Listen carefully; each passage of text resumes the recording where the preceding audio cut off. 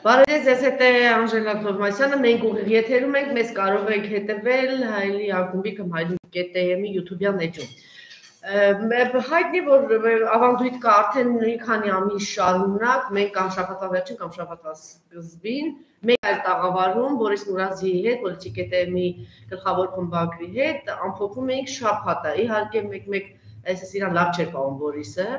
չէր գալիս կամ ուշանում էր կամ չգիտեմ ինչ որ շատ հաճախ տենց հիվանդանում էր եւ այլն, բայց ինչեւ մենք բնարար փորձել ենք որ ավանդույթը պահել, ասեմ որ ես արձագանքներից հասկանում եի որ անցած տարվա վերջին բավականին լուրջ հետևորդների թվականակ ունենք, եթե նկատի ունենանք որ ամեն ուրբաթ եւ երկուշաբթի արձագանքում էին, ինչու այսօր չկա ձեր հաղորդումը։ Ինչևէ, շնորհակալություն որ հետևում եք մեզ, մենք ինչու որոշեցի որ այս ձևաչափով այս տաղավարից ուղիղ եթեր հրավիրել, որտեղ ես այսօր փորձելու եմ non-stop ռեժիմով, գիտեք որ այդպիսի փորձ ունեմ, մինչև ժամը 5:30-6-ը մենք աշխատելու ենք, տարբեր հյուրեր ենք ունենալու, թեմատիկան նույնն է եւ հենց այդ պատճառով էլ որոշեցի որ Բորիսի հետ այս տաղավարում, մեր զրույցը, այսպես ասած, մեր վերլուծությունը կատարենք։ Հիմա սրտներ ենք ասեմ Բորիսի քիչ է խոսում, բայց մեկ անգամ ես հիշեցնենք, որ սա մենք միասին վերլուծում ենք, ոչ թե դու հյուր ես, այլ մենք միասին վերլուծում ենք։ Ինչևէ, երկու թեմա, բայց երկու թեմա, այսպես ասեմ, շատ ուղիղ կապի մեջ է։ Մենք հիմա ընդհանուր եզրեր կգտնենք, այսինքն կգտնենք որ կա այդպես է, խոսքը Ղազախստանում տեղի ունեցող դեպքերն են տարեվերջան եւ տարեսկիզբ, գիտեք թե ինչպես մտավ, Ղազախստանը ինչի մեջ է, եւ նաեւ հենց այդ օրերին միանգամից հիշեցինք մարտի 1-ը հատկապես, որ ակլորավարի, այսպես մի բան ունենք, վարչապետ ունենք, որ ակլորավարի բոլորից առաջ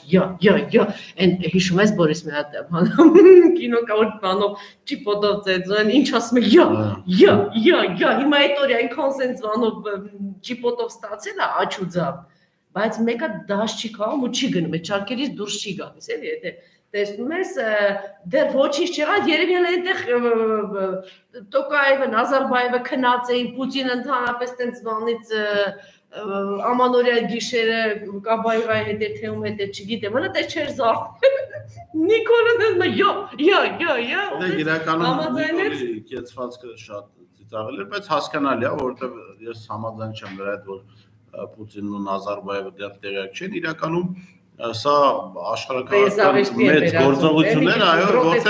որտեղ Նիկոլ Փաշինյանը ուղղակի իրեն հրամայված դերներ կատարում եւ կատարեց այնքանով, որքանով որ պետք է կատարել։ Նիկոլ Փաշինյանը որևէ էական դերակատարում չուներ դες որոշում կայացնելու հարցում, անգամ Հայաստանից զոր քողարկելը ըստ այմ դա Փաշինյանի որոշմամբ ֆորմալ իր որոշմամբ է եղել, բայց իրեն ասել են, որ այդպես պետք է լինի։ Մինչ այդ, Բորիս, ես ուզում եմ մի քիչ դեպքերը ներկայացնեմ Ղազախստանի, թե ինչ տեղի ունեցավ այս արդեն 10 օրվա ընթացքում, ըստ էության, ուրեմն գիտեք, որ գազի, գնի կտրուկ բարձրացում տեղի ունեցավ, իսկ այնտեղ մեքենաները ոնց որ աշխատում են հիմնականում դրանով, այսինքն 100 անգամ սա իհարկե այստեղ ինչ որ միտում կարելի է տեսնել, թե ինչու այդպեսի որոշում կայացրեցին եւ մի անգամից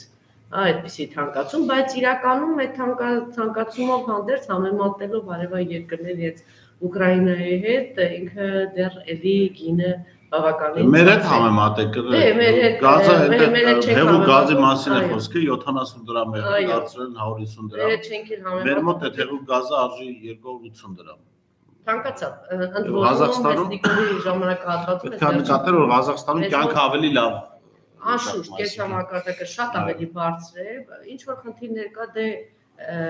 տարբեր մեկնաբանություններ կան, թե ինչու է ամեն ինչը, հասունացավ, ինչ տեղի ունեցավ, ընդհանրապես որ գիտեք, որ այդտեղ կլանային երկիր է, բայց Տոկաևը Նազարբաևի կլանից էր, այսպես ասած, այնտեղ բայց այլ կլաններ կան, գիտեք, որ Նազարբաևի հարստությունը մինչև 40-50 միլիարդի հասնում է, ժառանգները, դուստրերը տնօրինում են հարստության մեծ մասին, բայց վերջին ժամանակահատվածում շրջանում նկատել, դե նաև բան կար, մրցակցություն կար Նազարբաևի եւ Էրդողանի միջև, որովհետև ինքը իրեն հռչակել էր ոչ միայն ղազախական ժողովրդի հայր, այլև մեծ պանթուրքիստական ծրագիր, որտեղ ինչ որ իմաստով ներքին մրցակցություններ գնում, հա, Էրդողանի եւ Նազարբայևի միջեւ, թե ով է, բայց ըստ էության մեծաշուր նույն ժողովուրդն են, նույն մոնղոլ թաթարական ժողովրդի համնացուկներն են, եկել են այլ ժողովրդի տարածքի վրա հաստատել են պետություն, այսօր առելի հզոր մեծ երկիր է, 20 միլիոնանոց երկիր, որտեղ 4 միլիոնը ռուսներ են, կան նաև այլ շատ երկրներից այլ ժողովուրդներ եւս, բայց ամենայն դեպս 30 տարի սովետական միությունից փլուզումից հետո կարողացել է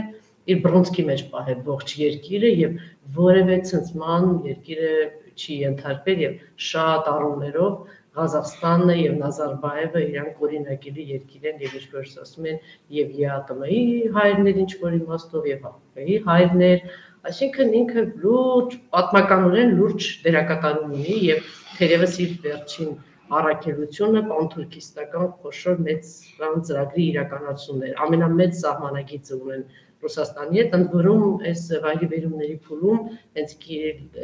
առաջնորդ իրենց ասեց, դրանք ռուսական տարածք է, ստեցի հիշել դրա մասին, իհարկե պարզ է, հիմա արդեն դժվար թե այդպիսի նկատումներ, իրենց նկատումների մասին խոսեն ռուսները, մի հատ էլ այդպես ֆրոնտ բացեն, ինչպես ասում են, Ուկրաինա, հիմա էլ Ղազախստան, բայց հայտնի է, որ այդ տարածքների մեծ մասը ռուսական են, ահռելի մեծ հարստություն ունի, եթե հիշում ես, Բորիս Նեծոպրոցում սովորեցնում էին, որ Սովետական միություն, Ռուսաստան, եթե Մենդելևի Աբուսյակը նայում ենք, ամեն ինչ ունի այդ երկիրը, նույնը Ղազախստանի մասին է։ Պարզվում է, որ Ղազախստանը։ Միայն աշխարհի ուրանի 40%-ը Ղազախստանն է։ Ես թվեր եմ անել, որ համեմատության համար, ուրեմն էլեկտրաէներգիայի գնի բարձրացում, գիտենք, որ ատոմային էներգիայի հիմնականում ուրեմն ուրանը աղբյուր ատոմային էներգիան է եւ ուրանի պաշարների մասին որ խոսում են, օրինակ համարության համար ԱՄՆ-ն ունի 582 տոննա, Ուկրաինան 801 տոննա, ասենք Գերմանիան 26 տոննա եւ վերջին 5 երկրները որ պաշարը կազմում, ասենք օրինակ Չինաստանին 1889 տոննա, Ուզբեկստանը 2404 տոննա, Ռուսաստանի Դաշնությանը 2911 տոննա, Նամիբիային 5476 տոննա, Ավստրալիային 6613 տոննա, Կանադային 6934 տոննա, օրինակ Ղազախստանին է կազմում է 22808 տոննա, վերջին ինքը խոշոր 6-7 երկրներին ունեցած կազմում հասկանում եք, որ այստեղ, այսպես ասած, իսկապես բացի այն, որ տարածքում աշխարհի մեծությամբ, 9-րդ երկիրն է, նաև իր պաշարներով, այնպես որ այս երկրի կողքով ոչ մեկ չէր կարող անտարբեր անցնել, իսկ ներդրումների առումով եւ Եվրոպան, Ամերիկան, Չինաստանը, Թուրքիան եւ Ռուսաստանը, նաեւ Իտալիան զարմանալիորեն ամենամեծ ներդրումներ ունեն այս երկրում։ Սա Ղազախստանի մասին ինքը գիտեք, որ Նազարբայևին ՑՄԱՀ նշանակել են ազգային անվտանգության խորհրդի ղեկավար, ըստ էության ասում էին շարունակում է ղեկավարել ինքը, բայց ինչպես ասեցի, 5 կամ նոր նկարտումներով պանթուրքիստական մեծ թուրանական երկիր ստեղծելու։ Իդեպ մի վերջին հանդիպման ժամանակ Պուտինի հետ դեկտեմբեր ամսվա վերջին, դուք գիտեք, որ մի հանդիպում կայացավ երկրների, այդտեղ շնորհակալություն է հայտնում հանդիպում է կայանում առանձին Պուտինի հետ շնորհակալություն է հայտնում Նազարբայևին, ասելով որ դու կնքահայր ես, դու մեծ դերակատարում ունես եւ այլն եւ Նազարբայևը այդտեղ այս շատ հետաքրքիր հայացքով էս նայում Պուտինը, ասում է որ շնորհակալություն ձեզ, որ դուք կարողանում եք այսպես պայքարել արևմտյան ուժերի վարդեն եւ սա հեգնական կիսավան հայացքով նայում է Պուտինը եւ սա ռուս վերլուծաբանները մեկնաբանում են որ տեսեք պարավատ աղվեսի խորամանկ հայտարարություն է ինքը վաղուց արդեն ահռելի մեծ 20 միլիարդի հասնող մեծ բաներ ունի բանկային հաշիվներ ունի Եվրոպայում արևմուտքում էլ չէր ասում որ Վիեննայում ինչ ընդհանրապես ինչ մեծ կապիտալ ունի ինքը Եվրոպայում եւ Եվրոպայի դեմ ինչ հայտարարություններ դա զավեշտ եւ դիծավելի է բնականաբար դրա մասին է գիտեր Պուտինը մեկ այլ հայտարարություն արդեն Տոկաևի կողմից որ այ մենք ձգտում ենք որ ունենանք այնպիսի երկիր որ գերադասելի ունենի ահռելի մեծ ներդրումներ մեր երկրում եւ ոչ թե մենք ձգտենք ունենալ ատոմային ռումբ, այդտեղ ժպտում է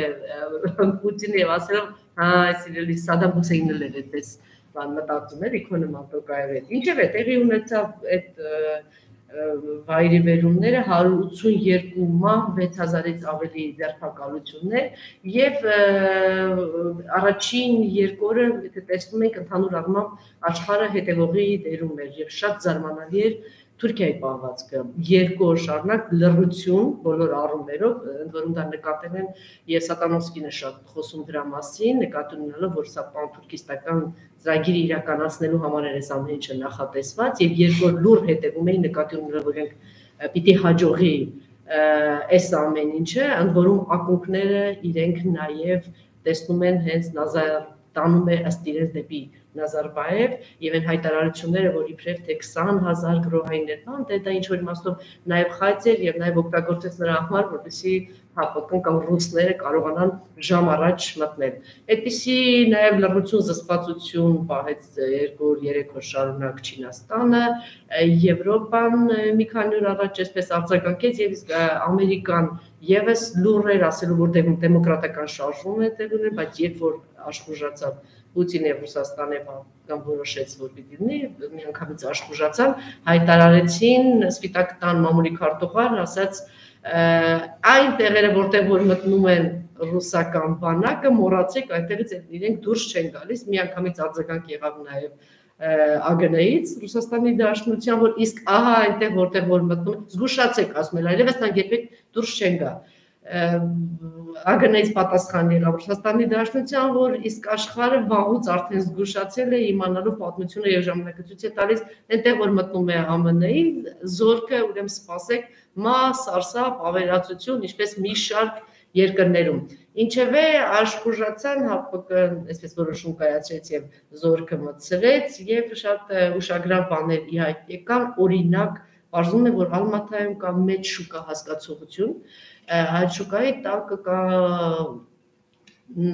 այսպես ասած մի մութ փակ աշխարհ, որ իրականում տնօրինում է Նազարբաևի եղբայրը, այնտեղ պարզվում է թմրադեղերի, զենքի, կրիմինալի ողջ վերահսկողությունը Նազարբաևի եղբոր ձեռքին էր, հետո ցույց տվեց ժամանակը, որ նաև ոչ միայն դա, այլև նրանց ԱԱԾ ղեկավարը, որը շատ ազդեցիկ մարդ է, միայն 2 անգամ եղել է վարչապետ, գլխավոր խորհրդականը Նազարբաևի բանկի ղեկավար, հետո արդեն ԱԱԾ ղեկավար, սա ինչ է նշանակում, որ ամեն ինչից տեղյակ եւ պատահական մարդ չի։ Ինչ որ իմաստով, այսպես ասած, հոսանքները գնում են դեպի Նազարբաև։ Ինչով է նման հայաստանյան դեպքերին, այ տեսեք մենք ասում ենք սա կազմակերպված էր, թե կազմակերպված չէր, հա իդեպ մի արտահայտություն առաջ եկա, որ երբ որ ինչ որ այսպես որփի գլուխ է առաջ գալիս եւ տեսնում ենք, որ դա շատ շահեկան է եւ կարելի է մեծ բաներ է տեղի չել, միանգամից մի շարք պապաներ են առաջ գալիս, հայրեր են առաջ գալիս, ինչպես Հայաստանում մենք տեսանք այդպես որոշ ուժեր փորձեցին օգտվել, ինչու ոչ նաև Ռուսաստանի Դաշնությունը այդ խայծը կերավ եւ ողջունեց, ինչու ոչ նաև Սերժ Սարգսյանի ընտանիքը մտածելով դե հիմա այսպես ասած սրիկա եթե շունը իրենցն է, չէ՞, այս ամեն ինչը կազմակերպողը, ինչու ոչ Կարեն Կարապետյանական թևը ողջևորվեց, ինչու ոչ Ռուսաստանի Դաշնության այսպես ասած մեծահարուստները ողջևորվեցին, ես չգիտեմ, ինչ որ մի փուլից Սամվել Կարապետյաններ, Սերգեյ Համբարձումյաններ եւ այլն մարդիկ ստեցին ողջևորվել, ահա երկրում Ռուբեն Վարդանյանը հիշում է հայտարարությունը ապրիլի 24-ին։ Այդ հայտարարությունները որ սկսեցին դե ինչ լավ է երիտասարդ այդ խայծը կերան սկսեցին ողջևորվել բան եւ մեկ էլ հանկարծ հասկացան որ այս սրիկա շուն ինքը սրիկա շուն է բայց միայն իրենցը չի Պարզվեց, որ այս մարդը Նիկոլ Արոնով ինչ-որ անձ է կամ այս շարժումը այնպիսի ուրիշ պապաներ ունի, շատ ավելի հարուստ, շատ ավելի բան, տենց մոլերան, շատ ավելի մոլեգին, մեկ էլ պարզվեց այդ պապաները մեկ Թուրքիայից առաջ եկան, Արևմուտքից առաջ եկան, հիմա մոտավորապես Ղազախստանի դեպքերը այդ առումով նույնն է, որովհետև ինչ-որ մարդիկ առաջ եկան, օրինակ իրենց Էներգետիկայի նախկին նախարար, որ ահռելի կարողություն 4-5 միլիարդի մասին է խոսքը, Ֆրանսիայից ցույց հայտարարել, որ ես եմ ինչ-որ կրիմինալ Արման անունով ինչ որ մեկը առաջիկա որ ես եմ կազմակերպիչը մի անգամից լրատվական բաներ Ուկրաինայից, Լեհաստանից եւ Ֆրանսիայից այսպիսի terror-ի պես հարձակում եղավ որ ահա սա արեք, նա արեք կազմակերպում են եւ այլն 3-4 օր հետո Թուրքիան սկսեց ակտիվանալ ընդ որում ասում են եւ երկու թևը եւ գյուլենական թևը եւ Էրդողանի թևը ասեցին ակտիվանալ որ իրենք ինչ որ դերակատարում ունեն Այնպես որ այս իմաստով ինչ որ նմանություններ կան եւ ռուսներ իհարկե երկու ուղղությամբ ես որտեղ ես երկու օր է շատ ակտիվորեն հետևում եմ երկու ուղղությամբ սկսեցին աշխատել մի ուղղություն այն է ահա դրսից աղվանական մուջահեդները եւ այլն մտել են եկել են եւ պիտի դրանով իսկ արդարացնում էին հապկի ներկայությունը այդտեղ բայց մյուս կողմից շատ ակտիվ ձևով գնում էր այն գիծը որ սա պանթուրքիստական ծրագիրն է Նազարբայևյան նկարտումներով եւ պետք է սա ինչը կանգնեցնել Իդեպ երկուսն էլ ինչ-որ իմաստով իրավունք ունեն, այսպես ասած, ապրելու, բայց դե իրենք մեծ երկիր են իրենց, այսպես ասած, մեծ կարողչական բան գիծն են տանում եւ հիմա ունենք այսպիսի վիճակ, կարողացել են կանգնեցնել, կարողացել են ինչ-որ իմաստով կասեցնել, ավիրված բան Ալմատան այդ վիճակում է,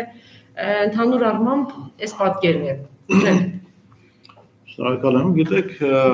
երբ իրադարձությունները նոր էին սկսում, այսինքն այդ ակտիվ իրադարձությունները, ես նաև իմ մոտ գրառում արեցի Facebook-ում, որ Ղազախստանի դեպքերն էլ ըստ էության զարգանալու են այնպես, որ վերջում պարզվելու է, որ իրենք էլ են միութենական պետություն մտնելու, ինչպես Բելարուսիայի դեպքերը հիշում եք, երբ բողոքի դրանից առաջ նախագահական ընտրություններից առաջ հիշում եք Լուկաշենկոյի հարցազրույցը ուկրաինացի լրագրող Գարդոնին, որտեղ հետաքրքիր այսպես բաներ հակառուսական տրամադրություններ ցույց տվեց, հետո տեղ ունեցան այդ հայտնի իրադարձությունները, Լուկաշենկոն գնաց Պուտինի մոտ, ասելով որ մեզ ուզում են խառնել, մենք միութենական պետության կողմնակից ենք, ըստ էության ես կարծում եմ, որ ինչպես եւ Բելարուսի իրադարձությունները եւ Ղազախստանի իրադարձությունները եւս Ռուսաստանի կողմից իրականացվող կամ գործադրվող փափուկ ուժի նոր ձև է, բայց որին իրենք հակադրում են իրենց կոշտ ուժը, ռազմական ուժը եւ վերահսկողության տակ են վերցնում այդ տարածաշրջանը եւ տեղ ունեցավ այն ինչ պետք է տեղի ունենար։ Ես կարծում եմ, որ այդ բողոքի ցույցերի հետ արևմուտքի այդքան էլ կապ չուներ։ Դա ուղիղ կապ է տեսնում Նազարբայևի եւ Տոկաևի, այդ որ իրենց ես ընդհանրապես ես կարծում սա նաև ես կարծում սա 100 անգամ չէր, 2 անգամ ես կարծում եմ որ սա Ռուսաստանի հատուկ ծառայությունների կողմից Նազարբայևին պանթուրքիստական նկարտումներ ունեցող Նազարբայևին չեզոքացնելու գործողություններ ինչը տեղի ունեցավ ընթացքից արդեն այո թուրքերը գուցե նաև արևմուտքը փորձում էին գլուխ հանել ինչ է տեղի ունենում եւ արդյոք իրենք կարող են օգտվել այս հնարավորությունից ասենք ամբողջ Ղազախստանում խժդժություններ առաջացնելու համար բայց ինչպես եւ սպասելի էր ռուսները կարողացել էին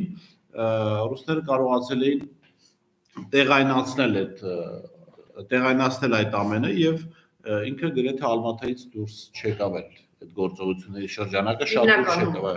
Հիմնական բախումները տեղ ունեցան Ալմատում եւ սա նաեւ նշանակում որ իրենք կոնսերվացրել էին այդ բանը եւ այդ իրադարձությունները օգտագործվեցին հապկ ենք ասում, բայց ռուսական բանակի այնտեղ հայտնվելու կապակցությամբ եւ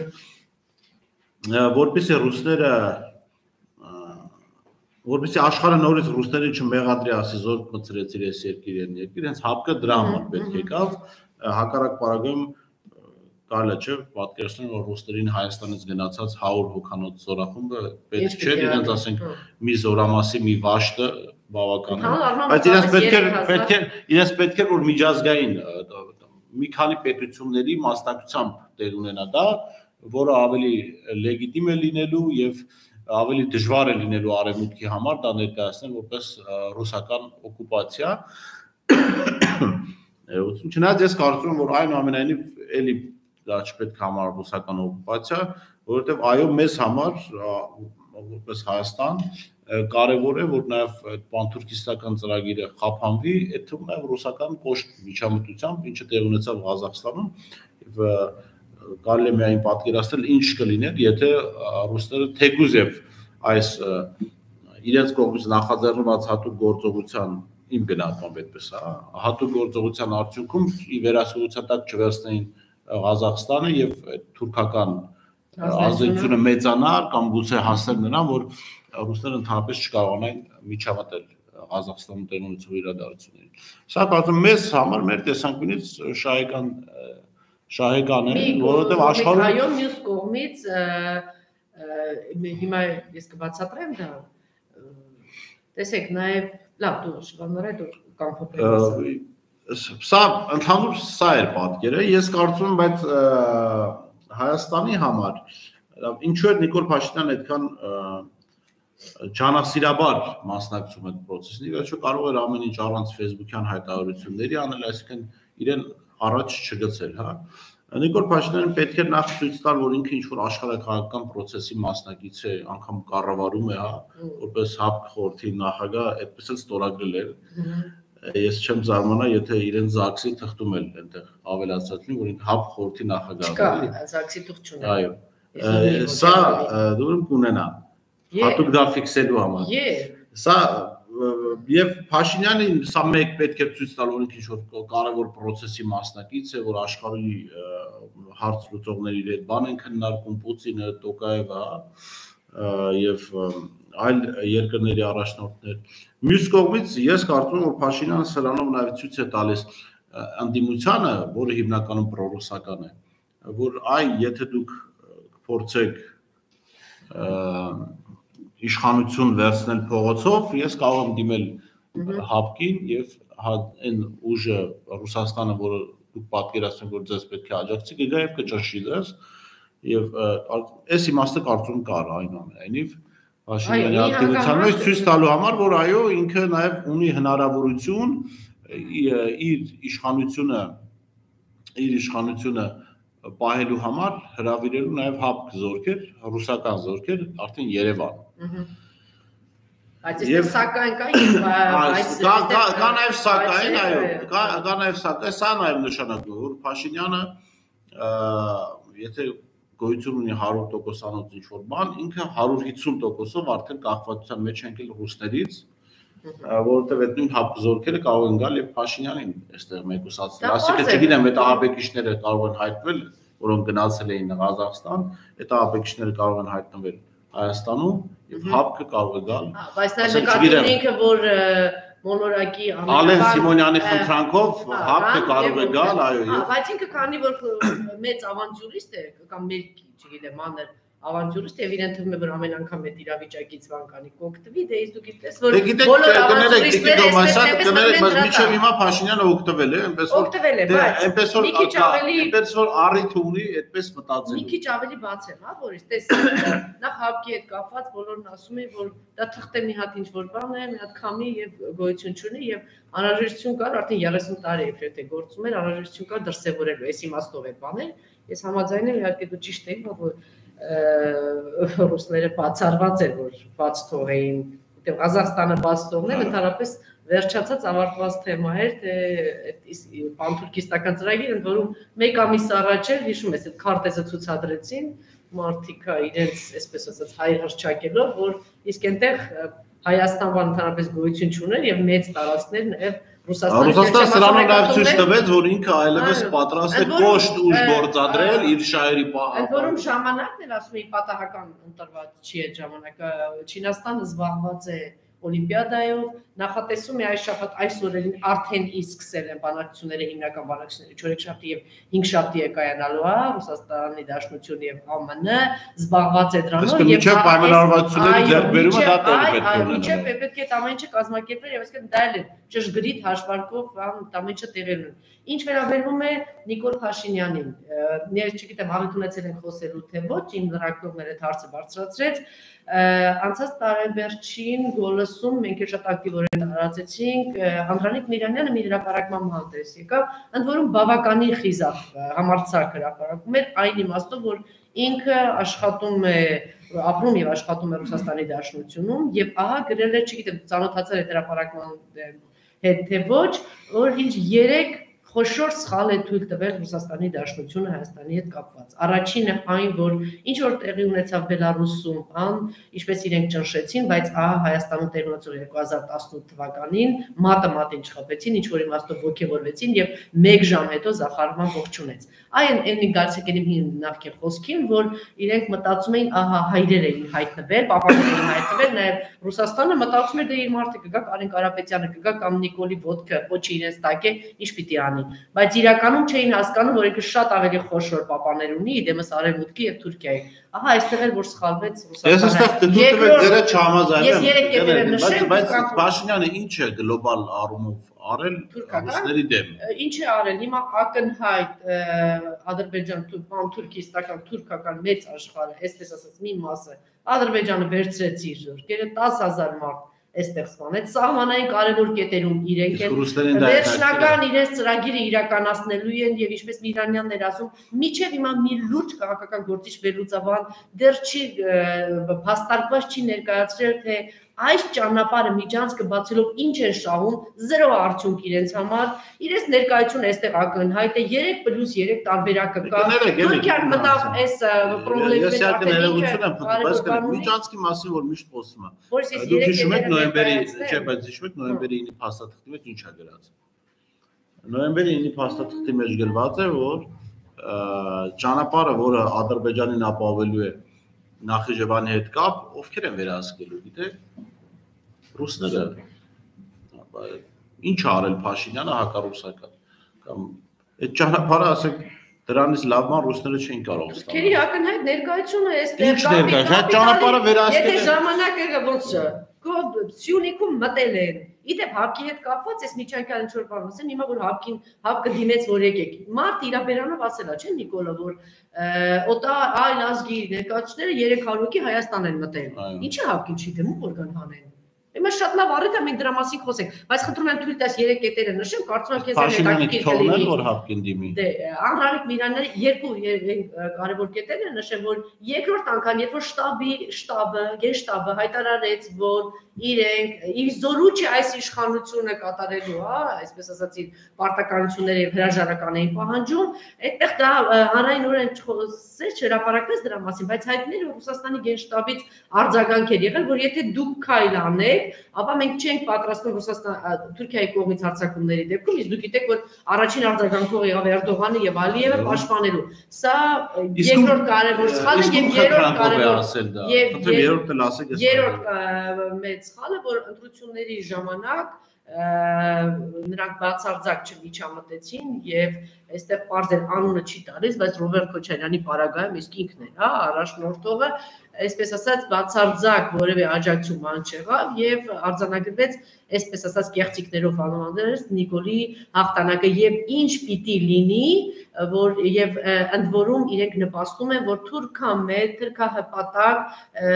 եւ արևմտյան ուժերին ծառայող Նիկոլ Փաշինյանը մնա իշխանության եւ դրան հաջորդիվ ինքը հայտարարություն արեց Եվրոպայում, որ մոտավորապես այնպես իհարկե սա մի քիչ գրոտեսկային է, որ Արցախ Ադրբեջանը եւ վերջ, ճիշտ է։ Այս փուլում, Բորիս, եթե հիշում ես, առաջին անգամ ինչ խլան եղավ նկատվեց Արայք Հարությունյանի կողմից, իսկ նա որ ծառայի Նիկոլի պարզ է, ինչ որ մեջ ինչ որ բան խոսեց եւ պարզ էր դառնում, որ այս հայտարարությունը նաեւ Ռուսաստանի դեմ էր։ Չէ՞, ասի որտեվ Արցախում այսօր Արցախը վերահսկվում է ռուս խաղաղապահների կողմից, ռուսական ներկայություն կա, եւ եթե դու այսպիսի հայտարարություն ես անում, սա Ռուսաստանի դեմ է։ Ուզում եմ ասել, որ էլ ինչ պիտի անի Նիկոլը, որ դուք հասկանաք,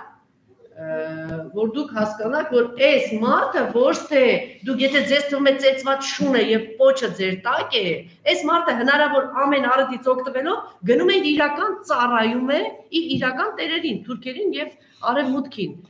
Հիմա այնպես որ եթե մենք գալիս ենք, որ ինքը այ հարմար առիթ է կօգտագործի, եթե մեր մոտ հանրահավաքներ եւ իշխանապողության ինչ-որ բանի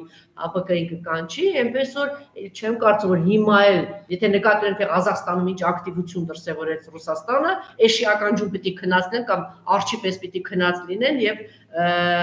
թույլ տան, որ Նիկոլ այսպես ասած հերթական անգամ մանևրի խաղացնի, ծառայելով նրանց ռուսներին կամ ՀԱՊԿ-ին օգտագործի եւ այստեղ ասենք ինչ ասեմ լրացնի կամ սաստի կամ ջարդի ընդդիմությանը այնպես որ այդքան է միանշանակ չի որ ինքը հապկի կանչի եւ ինչի չի կանչի եթե կանչը ՀԱՊԿ ոնց չի գա եթե Ղազախստան գնացել ասենք Փաշինյանը օրինական իշխանությունն է Հայաստանի հայտարարում է որ ահաբեկիչներ են մտել Հայաստան ինչ պիտի հանի ՀԱՊԿ որ չգա պետք է փակի այդ կառույցը ինչ վերաբերում է Միրանյանի հոդվածին գիտեք ես չգիտեմ ես կարծում եմ պարոն Միրանյանը շատ լավ պատկերացնում է որ ռուսները այդքան միամիտ չեն եւ հիմա Փաշինյանը ուղղակի ռուսների ձեռնտու գործիք է որը գործադրվում է ու կարող եք ասել բան որը արվել է ռուսների շահերին դեմ Գուցե կարճաժամկետ ինչ որ Ինչի կարճ ես չգիտեմ ինչով է համարում կարճ որովհետեւ շատ ակնհայտ թուրքերը մտան այս ողջ process-ի մեջ շատ ավելի ակտիվ գիտեք Տիկին Թովմասը կներեք 3+3 տարբերակ այսինքն Էրդողանի հետ է քննարկում Արցախի էլի մի բան ասեմ ինչ այդ կար այդպիսի բան Թուրքիայի ներկայացնում ռուսները կներեք ռուսները դաշնակ չեն իրենք թուրքերին չեն նայում այն աչքերով որ ասեն դուք պետք է նայեք կամ ես պետք է նայեմ, ես եմ նայում, չէ։ Իրենք նայում են աշխարհաքաղաքական իրավիճակից ելնելով թուրքերին։ Հիմա տեսնեք, նույն իրավիճակը կարող է թվալ, թե Ղազախստանում թուրքերը, այսպես ասած, արդեն հարց լուծող են եւ իրենք են վերջնական դրության տերը, բայց հեսա իրադարձություններ տեղ են։ Բայց չէ բացառում, չէ կարող է մի քիչ այլուղությամբ գնալ եւ դե հիմա չգնաց, դե կարող է դա մեր համար է։ Դե հիմա տեսեք ոնց գնաց Արցախը տարավ թուրքը։ Ոնց տարավ Արցախը։ Թուրքնով։ Թուրք էս պարագան թուրք։ Ադրբեջանցիներ, թուրք, ադրբեջանցիներ, շատ լավ ասում։ Ռուսները ինչ են ասում ադրբեջանցիներ։ Ասում են մեր դաշնակիցներն են։ Հա, եկեք այստեղ։ Դե իրենք էլ իրենց քաղաքական մանևրերն ու բանը եւ Հա, դե դրա համար ես իմ ասածը սա Եվ արդյունքում Ռուսաստանը այդպես կորցնելով գալիս է, հատ Ուկրաինայում կորցրեց, Մոլդովայում կորցրեց, Հայաստանում իդեպ իրենք որ ասում են բանը ռուսական դեպի Ռուսաստան բաներ որ մենք գնացին կանգնեցրեցինք եւ էլի վերլուծաբանի պատասխաններ եղել Արցախում նիկոլականները շատ դժգոհ են ձեզանից որովհետեւ իրենց ծրագիրներ ողջ Արցախը հանձնեք դուք այդ Ստեփանակերտը կարողացան ռուսներ եկան պահեցին իսկ ազգային եւ գիտակից մասան հայ ժողովրդի նորից դժգոհ են իմաստով որ ինչա պետք է ջարդեին կոտորած լիներ ամբողջը հանձնեին նոր գալ այնպես որ նես չի որ այսպես մենք հագուցե անճարությունից այս գիտակից մասան դեպի Ռուսաստան է գնում այս նաեւ հասկանում է որ մեծաշող Ռուսաստանն ինչ արեց թողեց այդ ամեն ինչ եկավ հասավ այս դե Հիմա ասածս ինչումներ որ Ռուսաստանի դաշնությանը չպետք Ռուսաստանի դաշնության գործողություններին չպետք է նայել Հայաստանի քաղաքացու տեսանկյունից իրենց տեսանկյունը լրիվ այլ է իրենք հարաբերություններ ունեն Թուրքիայի հետ շահեր ունեն կիսելու բաներ ունեն Ադրբեջանի արևմուտքի այսինքն իրենք բազմավեկտոր խաղացող են եւ իրենց խաղը մի քանի շերտերի է, հա, բաժանվում եւ այդ շերտերը շատ պետք է հասկանալ ինչը ոնց ես չեմ փորձում արդարացնել իրենց, բայց ես իրենց կարող եմ հստակ մեղադրել, որ իրենք ամեն բան արել են, որ Նիկոլ Փաշինյանը մնա իշխանության։ Նիկոլ Փաշինյանն էլ հապկի այս վերջին գործողությունները ցույց տվեց, որ հլու հնազանդ ծառան է ռուսական իշխանության եւ կանի բոլոր այն հրահանգները անկախ իր նախկին հայտարարություններից տեսեք հապկից դուրս եկող մարդը հարմար պահը որսած գնաց Վրաստանի վարչապետի հետ խնդրեց ասեց տակից բաներ արեց ասեց Էրդողանի հետ բանակցեմ հանդիպեմ Էրդողանի հետ հարմար պահը որսած գնաց Եվրոպա հայտարարեց եւ հիմա կներեք Արցախը այսինքն այս մարդը Վրաստանի միջոցով Ռուսաստանը չի կարող Վրաստանի միջոցով Էրդողանի հետ գաղտնի հանդիպել ցանկացող ներկայացուցիչը որտեղ է հանդիպելու Թուրքիայի ներկայացուցիչը Չգիտեմ իրաց նկուղում բավարար նկուղում չէ հետեք դուք դες մի թերագնահատեք հայտարարությունը արվել է արդեն հուբարի 14-ին Մոսկվայում որսացին հրապարակային բայց դու մի բացառի, որ կարող է ինչ-որ մեկին նկուղում գնա գախնի հանդիպի Էրդողանի հետ։ Ես բացառում եմ, որ Էրդողանը որևէ մեկին նկուղ իշնի։ Իդեպ նաև Ռուսաստանը այնպես չի, որ շատ միանշանական, թե Նիզորովը ես քիչ առաջ, հա, Նիզորովը այնպես չի, որ ազդեցիկ մարդ չի եւ զարմանքն է հայտնել, որ այս որոշման հետ կապված, հա, Նիկոլի թերագնահատելը, որ նաև ասում է ոնց կարող է այսպես տգե այս մակարդակ ունեցող մարդ ընդհանրապես շատ բարձր է խոսում հայ ժողովրդի մասին, ասում է ցանկացած գյուղում ամեն 6-րդի, 3-րդ, 4-րդի իրեն շատ ավելի շեգնան կա դրա մեջ, ասում է ցանկացած գյուղում քաղաքագետ կա։ Դե քաղաքագետ կա, բայց հաստատ որ ոնց կարող են էլ այս կան տգետ ու բանց սացրակարգ մարդու ընդհանրապես դա մեր հանրության գնահատականն է, հանդուրժ։ Չէ, նաև բարձր է խոսում, որ այս ազգը իրականում խելոք ժողովուրդ հայ ժողովուրդ էլ այնպես չի որ ընտրել է Նիկոլ Փաշինյանին։ Դե բոլորն են խափում, չնայած նաև հակառակ թեզը կա, խափում են նրանք, ովքեր որ ուզում են խափել։ Դե փաստորեն հա։ Մարտի 1 Ղազախստանի դեպքերը կարևորեն մարտի 1 Բանաձևումը տվեց Աղվան Վարդանյանը փայլուն բանաձևում, որ ՀՀՇ-տականքա չգիտեմ ինչա որակը, որտեղ իրականում այս տականքագույն արարածները, ովքեր գիտես, այն թաքնված, երբ որ ֆաշիստները մտան Գերմանիա, մի հատ ֆիլմ կար, որ աղոթք էր անում ռուսների մեծ մասը, որ վերջապես հիմա այս տեսակներ, այդ ՀՀՇ-ական նկուղներում թաքնված ՀՀՇ-ականները, որ վերջապես թուրքերը մտան Արցախ, վերջապես, ընդ որում այդ պարագրուխը երեկ էլ իր ծննդյան էր, կան ինչ-որ ողորմելի մտավորականներ շնորհավորում էին, թե ինչի վրա են ուրախ, որ այդպես մեր առաջին նախագահը եղել է Լևոն Տեր-Պետրոսյանը, մարդ այս արարածը դեռ 10 տարի հետո լռելուց հետո վերկացավ եւ ասեց այո Արցախը դա Ադրբեջանը, հիշում ես այդ իր խոսքերը եւ դու պատկերացնես ինչ մեծագույն երջանկություն է ապրում, որ բանը եկավ իր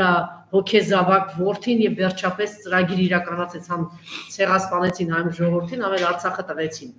Եվ այս տեսակը 10 տարի շարունակ, ինչպես ասեց Աղվան Վարդանյանը, պատանդի մեջ պահեց հայ ժողովրդի, ավելի ճիշտ պատանդի մեջ պահեց մեր պետությունն ու պետականությունը 10 տարի շարունակ, մարտի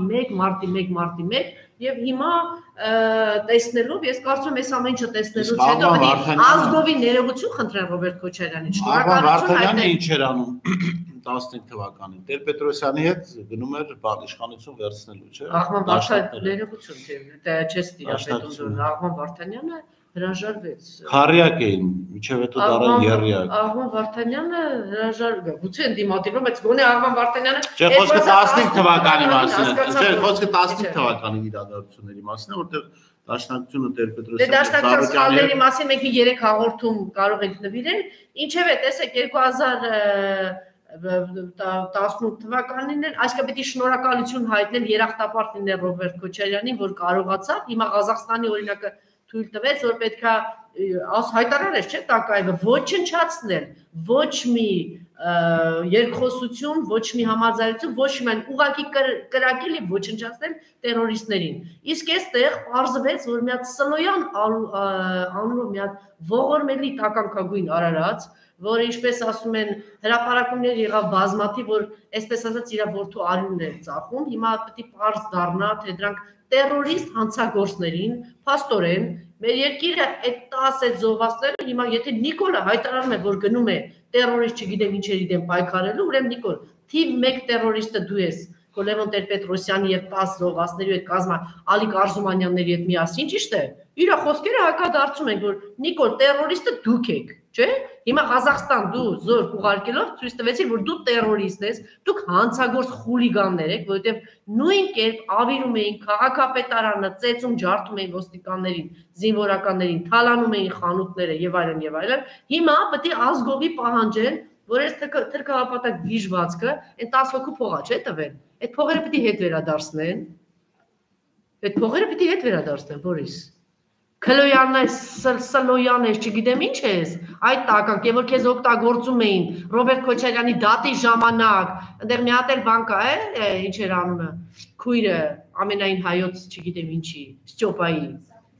Սեդա Սաֆարյանները, որ դու գնում ընդեղ մարտի 1 եք, հիմա բոլորը պետք է պատասխան տան, որովհետև իրականում մեր պետությունը եւ պատան դարձավ մարտի 1-ի ձեռքը, եւ մեր պետությունը 10 տարի հետո հայտնվել թշնամու ձեռքը, Արցախ այսօր թշնամու ձեռքն է, ճիշտ է։ Եվ Թուրքի ներկայությունը իրենք բերեցին այստեղ, այնպես որ Նիկոլով, Լևոն Տեր-Պետրոսյանով այդ կազմակերպիչներով, էլ չեմ ասում այդ հանցագործներով որ մահացան,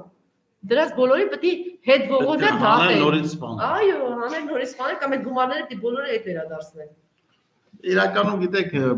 Ղազախստանի դեպքերը այդ առումով հետաքրքիր է, որ մարտի 1-ի այսքան շահարկած մարդը զորք է ուղարկում Ղազախստան ճնշելու ապստամբ Ղազախ ժողովրդի կամ Ղազախ եղբայրների։ Բայց այդ բաներ իրական էր, թե որ ասել էր մեկ թույլ չենք տա։ Չէ, բայց կարող էր այդպես լինել, որ ասենք Փաշինյանը կարող էր հայտարարել, որ ամեն թափթփուկիչ պետք է թույլ տալ փողոցից գալ իշխանության։ Եվ նաև շատ, գիտեք, ընդհանրապես սա նաև շատ լավ դաս է Հայաստան պետությանը, որ 18 թվականին էլ կարելի էր շատ այսպես կոշտ ձևերով չեզոքացնել այդ իրադարձությունների զարգացումը։ Ես օրինակ 18 թվականին կողմ եմ եղել, որ Սերժ Սարգսյանը չպետք է երրորդ ժամկետ գնա, հիմա էլ եմ կողմ, որ Սերժ Սարգսյանը չպետք է երրորդ ժամկետ գնա, բայց մյուս կողմից ինչ է դա բանը Սերժ Սարգսյանի թիմակիցները ասում են, ինչ ուզում եք ձեզ սպանենք, մեզ պետք չէր սպանել, պետք է չեզոքացնել Նիկոլ Փաշինյանին։ Ուստեղ հետաքրքիրը գիտեք որն է։ Ասում են, այ տեսեք մենք 18 թվականից գիտեինք, որ սա աղետ է բերելու Հայաստան, բա դուք ինչ էիք անում պետության ղեկին, ԱԱԾ-ն ձեր ձեռքին ոստիկան, այսինքն քաղաքացին քաղաքացին մոլորվելու իրավունք ունի եւ կարող է մոլորվել։ Բա դուք որ պետական պաշտոնյաներ եք, ինֆորմացիա եք տիրապետում, գիտեք Նիկոլ Փաշինյանը ով է, ինչ է անում, ում նկուղում ինչ է արել, ընտանիքի իր ամբողջ ընտանիքի անդամների մասին է տեղեկություններ ունեք, դուք ինչու թույլ տվեցիք, որ Նիկոլ Փաշինյանը գա իշխանության, կամ ինչու առիթը տվեցիք, որ Նիկոլ Փաշինյանը գնա եւ Գյումրիից քայլելով գա, վերջերս մի հետաքրքիր միտք կա, որ ասում էր, եթե պետությունը իր տեղում լիներ, Նիկոլ Փաշինյանը մաքսիմում Գյումրիից մարշրուտով հասներ բան ասենք, Իջևան էլի ոչ թե քայլելով գար իշխանություն վերցնել, եւ սա այո, սա նաև ցույց տվեց, որ եթե պետությունը տեղում է եւ ցանկանում է կոնկրետ կոշտ գործողություններով ճնշել են իրադարձությունները, որոնք կարող են աղետի բերել, աշխարհն էլ դրա հետ համակերպվում։ Հիմա աշխարհը ինչ ասեց Ղազախստանի, ոչինչ։ Ինչ կարող է ասել, մարդը իր ներքին հարցերը լուծել է, օրենքի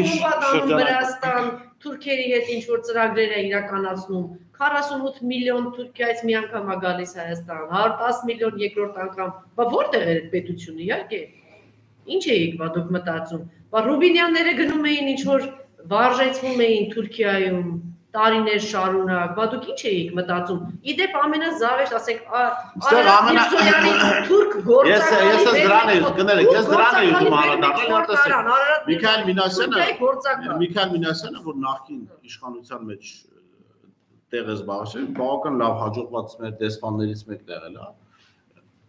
Հայաստան միջազգային հեղինակությունը բարձրացնում, մարդը հայտարարեց, որ Արադ Միրզոյանը Թուրքիայի գործակալ է եղել, այդ հանգամանքը օգտագործվելով ինքը դարձել է նաև Հայաստանի Հանրապետության ազգային անվտանգության ծառայության գործակալ։ Հիմա այդ ո՞նց է ստացվում, ազգային անվտանգության ծառայությունը միշտ նաև այն ժամանակ երկրի ղեկավարի անմիջական հսկողության ներքո է գործել, հատկապես երբ որ այնտեղ արդեն գնացել էր Կուտոյանը, դա ըստ էության Սերժ Սարգսյանն էր ԱԱԾ պետը եւ Կուտոյանը տեղապահն էր միայն, իսկ ինֆորմացիա տանող բերողը։ Եվ ոնց է ստացվում, որ մի երկրում իմանալով, որ Թշնամական երկրի գործակալը թողում ես գնա խորհրդարան մասնակցում է ընտրություններին ու թողում ես որ ինքը ընտրվի, ավելին կան տեղեկություններ, որ իշխանական տարբեր լծակներով օգնում են, որտեղ Արադ Միրզոյանին այն ժամանակ իր կինը եւ զոքանչը եւ եթե օրինակ 3 ձայն ստանար, կինը պետք է մտածեր, որ սիրուհի ունի Արադ Միրզոյանը ստանում մի քանի հազար ձայն Մալացիա Սեբաստիան, չկարծեմ, Սամվել Ալեքսանյանի ընտրատեղամասում, եթե չեմ սխալվում։ Հիմա դա նշանակում է, որ օգնել են, չէ՞, մարդու որ ինքը գնա խորհրդարան։ Բա դու ոնց այդ ինչ պետություն ես, որ թույլ ես տալիս թշնամական երկրի գործակալը գա քո երկրում դառնա ազգային ժողովի պատգամավոր։ Լավ, մի կողմ թողնենք։ Չկարողացար կասեցնել, որ պատգամավոր դառնան, չնայած պետք է կասեցնել, թեկուզ տեղեկատվության հրապարակայնությամբ։ Բա ոնց ստացվեց, որ դու իմանալով, որ իշխանափոխություն են փորձում անել մարդիկ, որոնց ղեկավար կազմում կա Թուրքիայի գործական, դու էլի չես կասեցնում այդ ամեն ինչը։ Սա ընդ որում պարոն Մինասյանի այդ հայտարարությունը ամենամեծ հարվածն էր հենց Սերժ Սարգսյանին։ Ամենամեծ հարվածն էր հենց Սերժ Սարգսյանը, որտեղ սա նշանակում է, որ այդ օրվա իշխանությունները կամ իրենց տեղում չեն եղել եւ չեն իմացել թե ով է գալիս իշխանափոխություն անելու, կամ իրենց տեղում են եղել եւ չգիտեմ, պայմանավորվածություն է եղել կամ քննություն է եղել թուրք գալու։ Իրենց զգուշացրել են, որ չի կարելի խեղկատակ Վովա Գասպարյանին ունենալ ոստիկանապետ, չի կարելի անփորձ բացարձակ ճանապարհ չանցած Կուտոյանին տանել ԱԱԾ ղեկավար համակարգից դուրս ինչ որ մարդու նշանակել, թե հասկանալ, որ այս կարող է բերել, ել չեմ ասում, իդեպ Արմեն Սարգսյանի դառը Վովա Գասպարյանը ինչով է վատ ոստիկանապետ։ Մարդը կարողանում է ժողովրդի ամբողջ ես ասեմ դժգոհության մեծ չափաբաժինը կարմիր գծելն ու չգիտեմ ինչներ, այս կետում գրպաններ գնում։ Հետո չգիտի որ Վովա Գասպարյանը այն համապատասխան մարդու հետ կիսում էր այդ գումարները։ Այս ալտերությունը դա հիմա Նիկոլություն կլինի մենք բանի Վովա Գասպարյանի ոստիկանապետ լինել, ել չեմ ասում իր ընդհանրապես տերորն ու վարկագիծը ամեն ինչ պայմանավորում էր իր անձով։ Հիմա եթե ինքը այն ժամանակ եղավ պիտի այդ սվաղին կացենք բոլոր հեշտակները եղել, չէ։ Սվաղելու հարց չի, ես ասում եմ ինքը մի քանի անգամ ցույց է տվել, որ ի՞նչ է ցույց տվել։ Լավ, գոնե Ռաֆի Հովհաննիսյանին աղոթելու կարողացա տանել։ Ես Վովա Գասպարյանն եմ։ Չէ, կներեք։ Փողոցում մի քանի տասնյակ հազար մարդ կար, մարդը կարողացավ Ռաֆի Հովհաննիսյանին տանել աղոթելու։ Իսկ վստահ այս նմական դրանից էլ այնտեղ չոքեր կաղոթել։ Ռաֆի Հովհաննիսյանը թե որ իշխանելու բան չունի, Ռաֆի Հովհաննիսյանը այնպես որ մի տես ներկայացու թե Վովա Գասպարյանը։ Լսի, հիմա արի մի հատ դարդը լացենք Արմեն Սարգսյան նախագահի փողերը։ Նազարբայևի աղջկա հետ այս մարդը ասում է իմ ընկերուհին ա, մենք բան, արի մա տիրա դարդը լացի էլի մի քիչ։ Դե հիմա ինչ, բայց Արմեն Սարգսյանին ոչ մի խնդիր չունի ինքը։ Ոնց ոչ ունի։ Հիմա Տոկաևի հետ կպայմանավորվի, ինչ։ Չէ, այնտեղ արդեն այդ ընտանիքը մի 4-5 միլիարդի վնաս էս քանի օր ունեցել է, հարցը ոնց է լինելու, հիմա ում պիտի գտնի։ Հիմա նոր նկարներ պիտի անի։ Նոր նկարներ անի, ասի ես այդ ծանոթ եմ, տեսնեք ինչ անում Տոկաևի հետ, այնտեղ չինացիների հետ։ Արմեն Սարգսյանը իրապես կարող է վնասվել էս բիզնես այս գործողությունների արդյունքում, բայց դե Աստված իր ինձ հետաքրքիր չի բիզնեսները։ Ինչու հետաքրքիր չի, այդ մարդը եթե հետաքրքիր, ո՞նց հետաքրքիր չի, Բորիս, այդ մի քանի անգամ խոսում են նրա մասին, որ պիտի բան կետերին կարևոր խփեն ադրբեջանական, ասում են ինձ Արմեն Սարգսյանը դեմ է, որովհետև իր փողերն էր դրա մեջ։ Իբր Արմեն Սարգսյանը նավթի մեջ Արմեն Սարգսյանը կներեք, էլի Արմեն Սարգսյանը կողմ լիներ, բանակը հարվածելու է։ Դե չգիտեմ, նայել մի բան չի, բայց ամենադեպս իբրև թե Արմեն Սարգսյանի մասին կարելի է մի հայտնի խոսք կա, ինքը հիմա անգամ նախագահականի լիֆտը որ կան չի, կարող է այդ լիֆտը չգա։ Ու մնաց բանակը պետք է իր ուզելով հարվածեր նավթամուղերին կամ չհարվածեր, Արմեն Սարգսյանի ինքը իր բիզնեսը ու իր էջոնը։ Ինքը մաքսիմում կարող է լինել Փաշինյանի եւ Արևմուտքի միջնորդը կամ ինչ-որ process-ների կուրատոր, բայց ներողություն ոչ այդպես որոշիչ դերակատարում պետք է ունենա։ Հիմա էլ մարդը այստեղ դուժել է մի այլտեղ քշայի։ Բայց այո, նորից վերադառնալով Ղազախստանի իրադարձություններին պետք է ասել, որ սա շատ բան էր։ Նաև շոկ էր Փաշինյանի այն աջակիցների համար, որոնք մարտի 1-ով իրենց ամբողջ քաղաքական կյանքն էին կառուցել, ստացվեց, որ պետությանն էր, ինչի՞ վերաբերում։ Մեր պետության ճակատագիրը իրականում ոչ միայն պատան դարձավ մեր պետությունը, մեր երկիրը մարտի 1-ի ձեռքը։ Ընդ որում նկատեցի նույն ձեռագիրը, Թալան, Ավեր, ինչ որ Ռոբերտո Կոշիկի բան կար, չէ՞։ Ես ասեմ այդ ավազակ հանցագործ տերորիստ, որոնցից մի քանիսներ չգիտեմ մահացան ինչ եղան, ավելի վատ բառ եմ ուզում օգտագործեի։ Իդեպ այդ լակոտներից մեկը հետո մեկ ամիս շարունակ Ռոբերտոյի Կոշիկներն էր վաճառում, էժան գնով, կես գնով։ Իսկ եթե տղայի խփեին, հիմա պետք է ասեին մարտի 1-ի հերոսը, չէ՞։ Մարտի 1-ի հերոսն ա եղել։ Դրա համար այդ Սլոյանի բկից պիտի ամուր բռնել, որտեվ է Սլոյան, ես ասում եմ այդ Քլոյանա, Սլոյանա, չգիտեմ ինչ է։ Սլո ինչ Քլոյան։ Արդեն ամուրը չգիտեմ։ Ինչ։ Սարգիս Քլոյան, հա, որ հատուկ էլ հիշում ես, չէ՞, այդ բանի տեսքով, չգիտեմ Տարապյալ եմ ուզում ասել, դատի ժամանակ գնացել։ Հիմա այդ մարդկանց չէ, գիտեք։ Հիմա այդ մարդկանց, բայց այդ գործիքները գործիքները մարդկանց անդրադառնալը 10 տարի շարունակ հեշական նիկոլական այլանդակ թևը մարդասպան պիտակնակ կծրել այն մարդուն, որ կանգնեցրել է երկրի փլուզումը, պետության փլուզումը։ Իրականում այդ փլուզումը որ տեղի ունեցավ, պիտի տեղի ունենար 2008 թվականին։ Պետք է ասել, որ հետաքրքիր։ Պիտի հենց բոլորը հավաքան Ռոբերտ Քոչարյանով դատի տան Լևոնին, Նիկոլին նույնությամբ այդ իրադարձությունները կրկնվում են, որովհետև այնտեղ էլ հապկ զորքերը մասնակցում են կարևորագույն օբյեկտների պաշտպանությանը եւ մարտի 1-ին էլ երբ որ բանակը եկել էր Երևան, մասնակցում էր կարևորագույն օբյեկտների պաշտպանությանը, ոչ թե հանրության դեմ էր հանվել, ինչը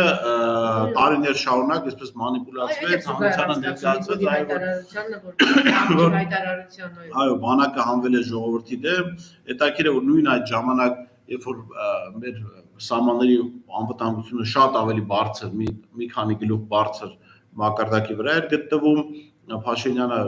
քանի անգամ հայտարարեց, որ այդ սահմանը թույլատրել էիք, զորքերը բերել էիք Երևան եւ կարող էր դրանից օգտվել Ադրբեջանը։ Հիմա երբ որ այսպեսի աղետալի վիճակում է, դու ոնց ես 100 հոգի հանում եւ ուղարկում Ղազախստան։ Չնայած սկզբունքորեն ես դեմ չեմ, որ Հայաստանը մասնակից դառնար այդ process-ին, որովհետեւ սա ըստ էության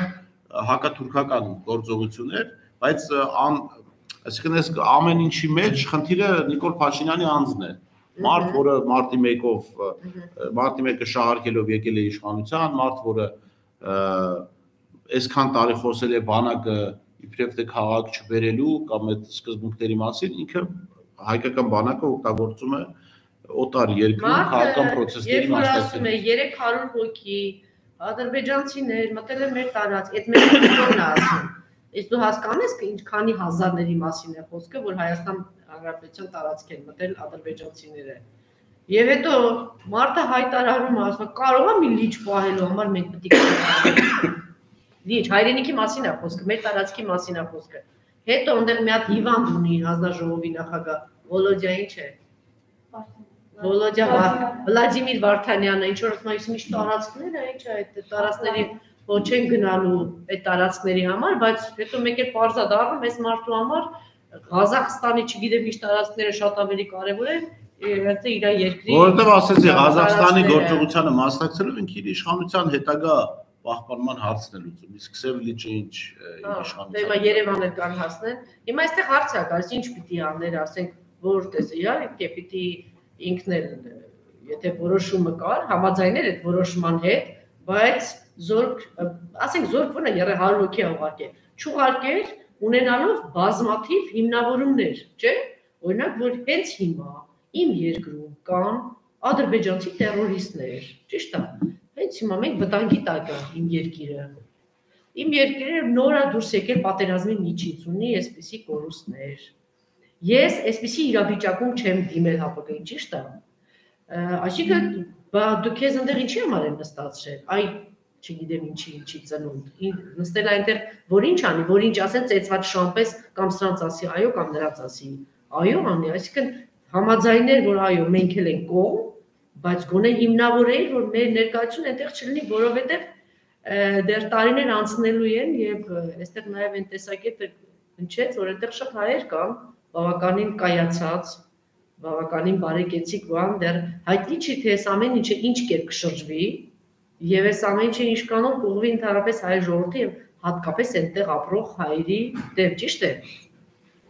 Դրա համար այսպիսի որոշումներ կայացնելուց առաջ, հա, եթե որոշել եք, որ պիտի գնա, պիտի համաձայնեք, ու մանդատը տայր, բայց գոնե թույլ չտայր, որ դա տեղի ունենա։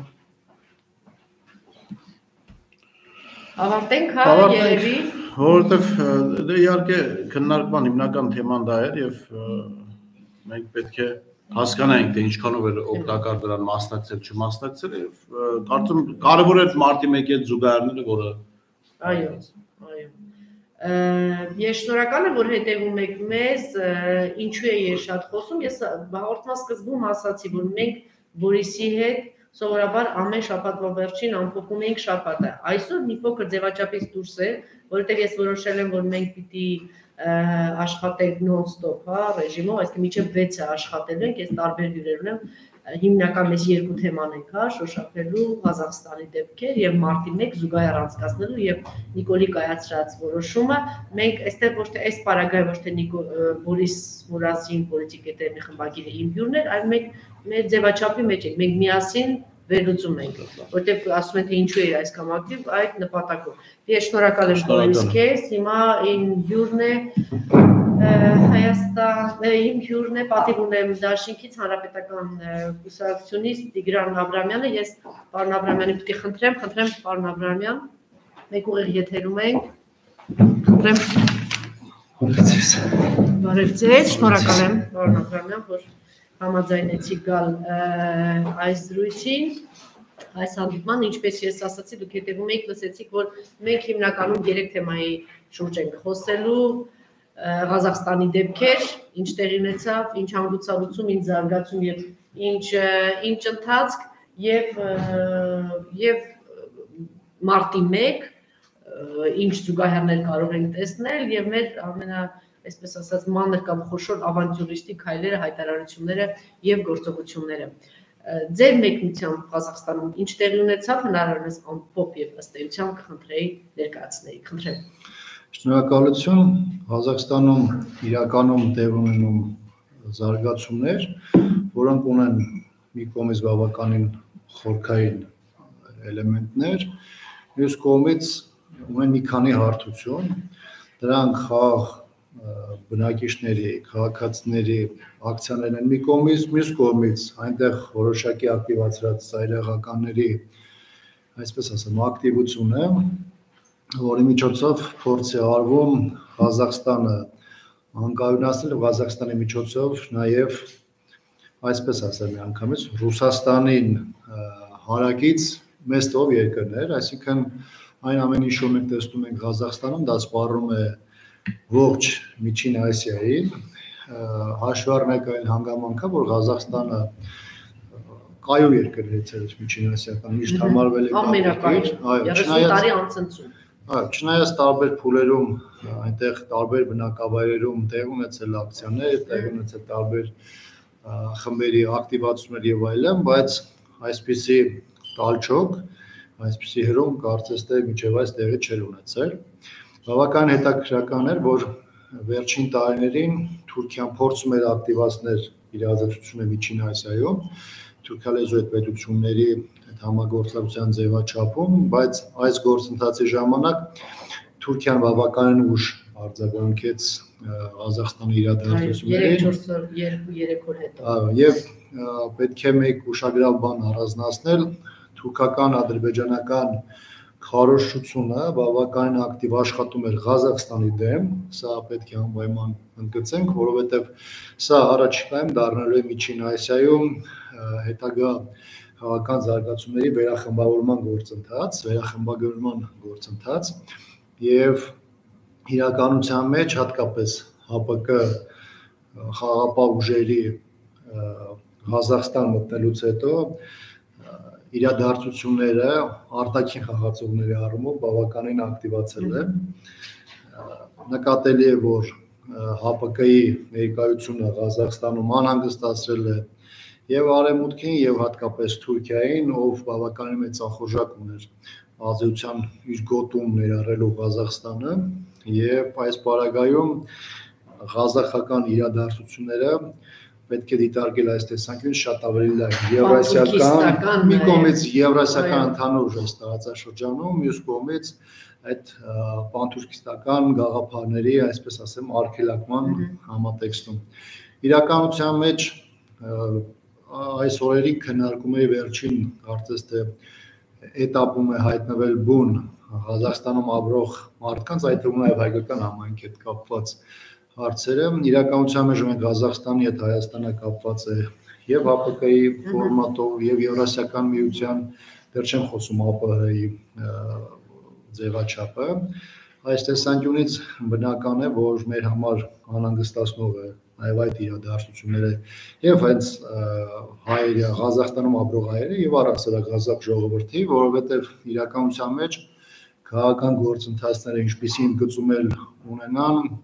պետք է ամեն ճարվի որպեսզի տեղում խաղաղ բնակիչներ չտուժվեն իսկ մենք լրահոսում հանդիպում ենք եւ խաղաղ բնակիչների այդ թվում երեխաների 162 մա այդ թվում երեխաների մահվան եւ նաեւ խնդրահարույցեր հանգամանքը որ կան նաեւ գլխատված անձիկ դա տեղեկություն է որը շրջանառվել է ինչը ցույց է տալիս նաեւ որոշակի առումով տարբեր ծայրահեղական խմբերի ձեռագիր Ղազախստանում սա նշանակում է որ կարող են այդ ծայրահեղականները նաեւ սնուցումներ ստանալ տարբեր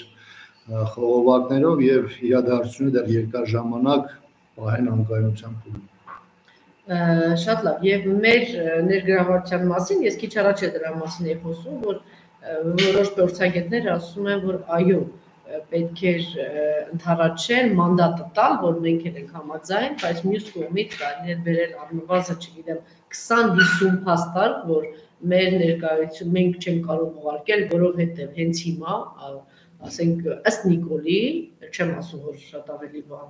300 հոգի հա terroristներ գտնվում են Հայաստանի սահմանում այդ ինքն է ասել որ կան չէ այստեղ են եւ կարծեմ որևէ մեկին էս դուրս չի հրավիրել բնականաբար ավելի շատ ինքը 300 հոգու մասին է խոսում որ մեզ մոտ սահմանային լարվածություն է որ մենք պատերազմի մեջ ենք դե քանի Նիկոլը կա մենք պատերազմի մեջ ենք բարձր պատերազմի մեջ է մեր թշնամին դիրքավորվում է բազմաթիվ խնդիրներ ունենք հատկապես որ ինքը հայ ժողովրդին երբ որ ասում է որ պաշտպանել այս մարդը հայտարարում է որ իզորու չեք չէ մենք պատրաստ չենք ամեն ինչի համար ուղարկելու այսինքն կարող է բազմաթիվ հիմնավորումներ բերել եւ չուղարկել որովհետեւ դրանք ունենալու են հետը դեռ հայտնի չի նախ ինչպես է դուրս գալու այս վիճակից Ղազախստան ինչպես է դուրս գալու եւ դեռ ինչ պատասխան պիտի տան եւ երկրորդ կարեւոր բանը նա դու պետություն ես պիտի քո դեմքը ցույց տալ ինչ որ ինչի ճարումները որտեղ ծեծված շամպես ամեն առումով հա համաձայնել եւ երկրորդ ինչպես դուք շատ ճիշտ նկատեցիք մենք այդտեղ համայնք ունենք եւ առասարակ դեռ երկու երկրները եւ ժողովուրդները ճանապարհ են անցել ճանապարհ ունեն անցնելու Այդ կարծիքը պետք է թե պետք չէ եւ ինչ հիմնավորումով կարող է չուղարկել Հայաստանի շտաբողականությունը առասարակ պայմանավորված առաջին հերթին նաեւ ֆորմալ առումով ՀԱՊԿ-ում որպես նախագահություն ստանձնած պետության եւ այս իրադարձությունները նաեւ որոշակի առումով համընկնում են այս իրավիճակը չափազանց վատ դրության մեջ բնականաբար գցեց հենց կոնկրետ Նիկոլ Փաշինյանին որովհետեւ առաջին օրերին եւ դեռևս ահաբեկչական վտանգը չկար Ղազախստանում այս պահին էլ մի քիչ դժվար է ամբողջությամբ գնահատել թե իրականում ինչ մասշտաբի է այս պարալիքը Փաստացի Նիկոլ Փաշինյանը դեմ գնաց Նիկոլ Փաշինյանին եւ այն սկզբունքներին որոնք նա տասնամյակներ անդադ կիրառել օգտագործել է մյուս կողմից հասկանալի է որ կոնկրետ զորախմբի Ղազախստան մեկնել ինքնին ռիսկային էր այն առումով, որ ամբողջական պատկերը չկար, դեռևս գնահատված չէ թե ինչ ազդեցություն դա կունենա հայկական զորախմբի ներկայությունը Ղազախստան եւ Ղազախստանի ներսում, այսինքն ներղազախստանյան այդ հարաբերություններում։ Երկրորդը դեռևս պարզ չէ թե ՀԱՊԿ-ում այդ զորախումբը ինչ առաքելություն վերջո կիրականացի, որտեղ նախնական կա հատուկ օբյեկտների պահպանություն, բայց բոլոր հայտարարություններով, այսպես ասեմ, տեղ է թողնված հետագա այլ նաև գործառույթների։ Երկրորդը ռազմավարական օբյեկտը ասածը շատ հարաբերական է, որովհետև հենց առաջին օրերին հարձակումներ եղել են ռազմավարական օբյեկտների վրա եւ հայկական զորախմբի գործողությունները այս իրավիճակում բնականաբար եւս բավականին մեծ թվով հարցեր են առաջացնում։ Անթույլատրել եմ համարում այս համատեքստում նաև Հայաստանի տարբեր պաշտոնյաների հայտարարությունները, թե ՀԱՊԿ գործիքակազմը հենց Հայաստանը հնարավորություն ունեցավ կիրառելու, Անվտանգության խորհրդի քարտուղարն տարօրինակ հպարտությամբ այդ մասին խոսում։ Լավ հիշեցիք։ Եթե այս իշխանությունը կարծում է, որ այս տասնամյակների ընթացքում այս կամ այն դեպքում գործընթացներում ապակարակ արձագանքման ուժերը կամ խաղապահ առաքելություն չեն կիրառել, որտեղ մեխանիզմներն օգտագործել որոշ մեկ չի իմացել, դա ուղղակի հիմարություն է այս իրավիճակում։ Մյուս կողմից պետք է հաշվի առնել, որ Հայաստանը ունի ստանձնած պարտավորություններ ՀԱՊԿ-ում։ Ես մի քանի անգամ առիթ ունեցել եմ նշելու, որ եթե իշխանություն ունի հարցադրումներ, այսինքն կան հարցեր եւ Հայաստանի դեպքում կիրառվելու եւ այլ պետությունների դեպքում կիրառելու եւ սրա մասին արդեն եւ միջև իշխանության գալը եւ իշխանություն գալուց արդեն 3-4 տարի խոսում են իշխանությունները, ապա այս ժամանակահատվածը եղել է բավարար, որպեսզի այս ընթացքում արված լինեն ճշգրտումների, դիրքորոշումների, հասկանալու թե որ իրավիճակում երբ է կիրառվելու այդ ուժերը, որպեսզի նաև հայ հասարակության համար եւ Հայաստանի դեպքում եւ ՀԱՊԿ անդամ երկրներում այդ ուժերի կիրառման պարագայում մեր հանրության մոտ հարցեր չլինեն։ Հնարավոր է կան որոշակի պատասխաններ, կան որոշակի ներսում գնացող կուլիսային քննարկումներ, նաև դիրքորոշումների ներդաշնակեցում կապված ՀԱՊԿ արագ արձագանքման ուժերի կամ խաղապահ առաքելության կիրառման մասին, բայց ակնհայտ է, որ իշխանությունը ինչպես մնացած գործընթացներում, այս գործընթացում եւս հանրությանը պատշաճ ձևով չի ներկայացնում իրավիճակի ոչ դրժությունը, չի ներկայացնում Ղազախստանում արկա իրական պատկերը եւ ըստ այդմ էլ չի ներկայացնում այն բոլոր հիմնավորումները, որոնք արկա են մի կողմից ՀԱՊԿ ուժերի, օրինակ ադրբեջանական ագրեսիայի դեպքում չգործելու եւ այս պարագայում ՀԱՊԿ ստորաբաժանումները Ղազախստան գործուղելու հետ կապված։ Եվ ամենակարևոր հանգամանքը վերջի վերջո այսօր էլ Հայաստանի տարածքը, այսինքն 44 օրյա պատերազմից 1 տարի անցել, երկու անգամ ագրեսիայի ենթարկվել նվազագույնը Սյունիք, Գեղարքունիք, Վայոց Ձոր հատվածում։ Մենք ունենք անհասկանալի իրավիճակ Գորիս Կապան ճակատեն ճանապարհը հատվածը եւ այնտեղի կարգավորումների հետ կապված եւ եթե այս համատեքստում ենք քննարկում Ղազախստանում տեղ ունեցած իրավիճակն ու Հայաստանի արձագանքը, բնական է, որ մեր հասարակության համար հարցադրումները շատ ավելի շատ են կամ պատասխանները։ Երկրորդ կարևոր բանը, որ հետևելով ռուս վերլուծաբաններին առաջ մղվեց նաև այդ թեզը, որ պանթուրքիստական ծրագիրն է իրականացնում եւ այստեղ կար իրենց շահը, հայտնի է, որ եւ այս առումով երկու ղեկավարներ այդ նկարտումները ունեն պանթուրքիստական մեծ թուրանական աշխարհի հայր հռչակվելու եւ Նազարբայևը եւ Էրդողանը անգամ ասում են այդտեղ հանդիպաներ կա թե իրական հայրը ով է եւ այս խլրտումների կազմակերպումը նաեւ այդ հոսանքին էր ծառայել փորձեր անում այդ հոսանքին ծառայեցնել, ուղղակի Ռուսաստանը այդ ամեն ինչը հասկանալով կարողացավ ասեցնել, եթե նկատի ունենանք ինչ նախ ամենամեծ սահմանն է Ռուսաստանի հետ, ահռելի մեծ հարստության մասին է խոսքը Ռուսաստանի ներկայությունը եւ ես տարած այս գործները սա նշանակում է իրականում իսկապես թույլ տալ այդ ծրագրի, հա, իրականացմանը, պանթուրքիստական իրականացմանը։ Համաձայն եք սրա, թե ոչ, այսպես ասեմ, են վերլուծաբանների մի շերտ փորձ չի անում սրա վրա շատ կենտրոնանալ, ավելի շատ խոսում են, որ իբրև թե 20,000, իհարկե շատերի մոտ ծիծաղ է առաջացնում տակայվեն հայտարարությունը, որ 20,000 տերորիստներ, ահաբեկիչներ են հայտնվել, բան, որտեղ ասում են այդ ամեն ինչը շատ լուրջ կերպով կազմակերպվել է հենց ներսում, ինչու ոչ նաև Նազարբայևյան այդ կլանի կողմից է դա կազմակերպվել, սա իհարկե փորձել շահարկել Ռուսաստանը եւ ՀԱՊԿ-ն հիմնավորելով իր ներկայությունը այնտեղ, բայց հետո նաև այս գիծը սկսեց շատ տարածվել, որ այո, թուրքական այս ծրագրի պարագլուխներից մեկն է Նազարբայևը եւ օգտվելով այն վիճակից, որ Չինաստանը հիմա զբաղված է օլիմպիադայով, իսկ Ռուսաստանը սպասվելիք այս օրերին սպասվելիք ԱՄՆ-ի հետ շատ լուրջ կարևոր հանդիպումներով եւ բանակցություններով, հենց այդ պահին իրեն կազմակերպեցին, բայց Ռուսաստանը ճիշտ պահը որսաց եւ փորձեց կամ փորձում է այսպես ասած կասեցնել այդ խոշոր ծրագիրը։ Ես կարծում եմ, որ Ռուսաստանը եւ Չինաստանը Միջին Ասիայում իրենց դիրքորոշումները բավական հստակեցրել են, շատ հարցերով դրանք նաեւ ներդաշնակեցված են։ Առհասարակ Չինաստանը բավական հավասարակշռված կեցված եւ քաղաքականություն է վարում մի շարք ռեգիոններում եւ դրանք շատ դեպքերում, որքան ես եմ հասկանում, Ռուսաստանի հետ բավականին քննարկվում է եւ նրանք փորձում են ազատության գոտիների համար ընդհանուր համաշխարհային պայքարում այսպես ասեմ իաշահեր չհատել Ավելին Ռուսաստանը եւ Չինաստանը հատկապես վերջին տարիներին բավական ակտիվացրել են ռազմավարական հարցով իրենց բանակցությունները վերջին շրջանում հրապարակվեց նաեւ ռազմական համագործակցության հնգամյա պլանը որը ենթադրում էր տեխնոլոգիաներից մինչև երկուստեք մարտունակության բարձրացման եւ համագործակցության հետ կապված հարցեր եւ կարծում եմ որ միջինասիական տարածաշրջանում եւս Չնայած յուրաքանչյուր իր մասով ունի իր ընդգծված շահերը սկսած կոմունիկացիաներով վերջացրած տարբեր օգտակար հանածոների արդյունահանման հետ կապված, որովհետև նույն Չինաստանում էլ կան եւ ռուսական եւ չինական կապիտալով ընկերություններ, բայց կարծում եմ որ ընդհանուր կա շահ դա կանգնեցնել Թուրքիայի կամ այլ երկրների միջոցով Թուրքիայի հնարավոր ակտիվացումը միջինասիական տարածաշրջանում, իսկ Թուրքիայի քաղաքականությունը բավականին ագրեսիվ էր եւ ագրեսիվ էր հատկապես 44-օրյա պատերազմից հետո Թուրքիայի հարավային Կովկաս ներխուժումից հետո։ Գիտեք, մենք չենք մոռանում, որ Տոկաևը ինչպես շնորհավորեց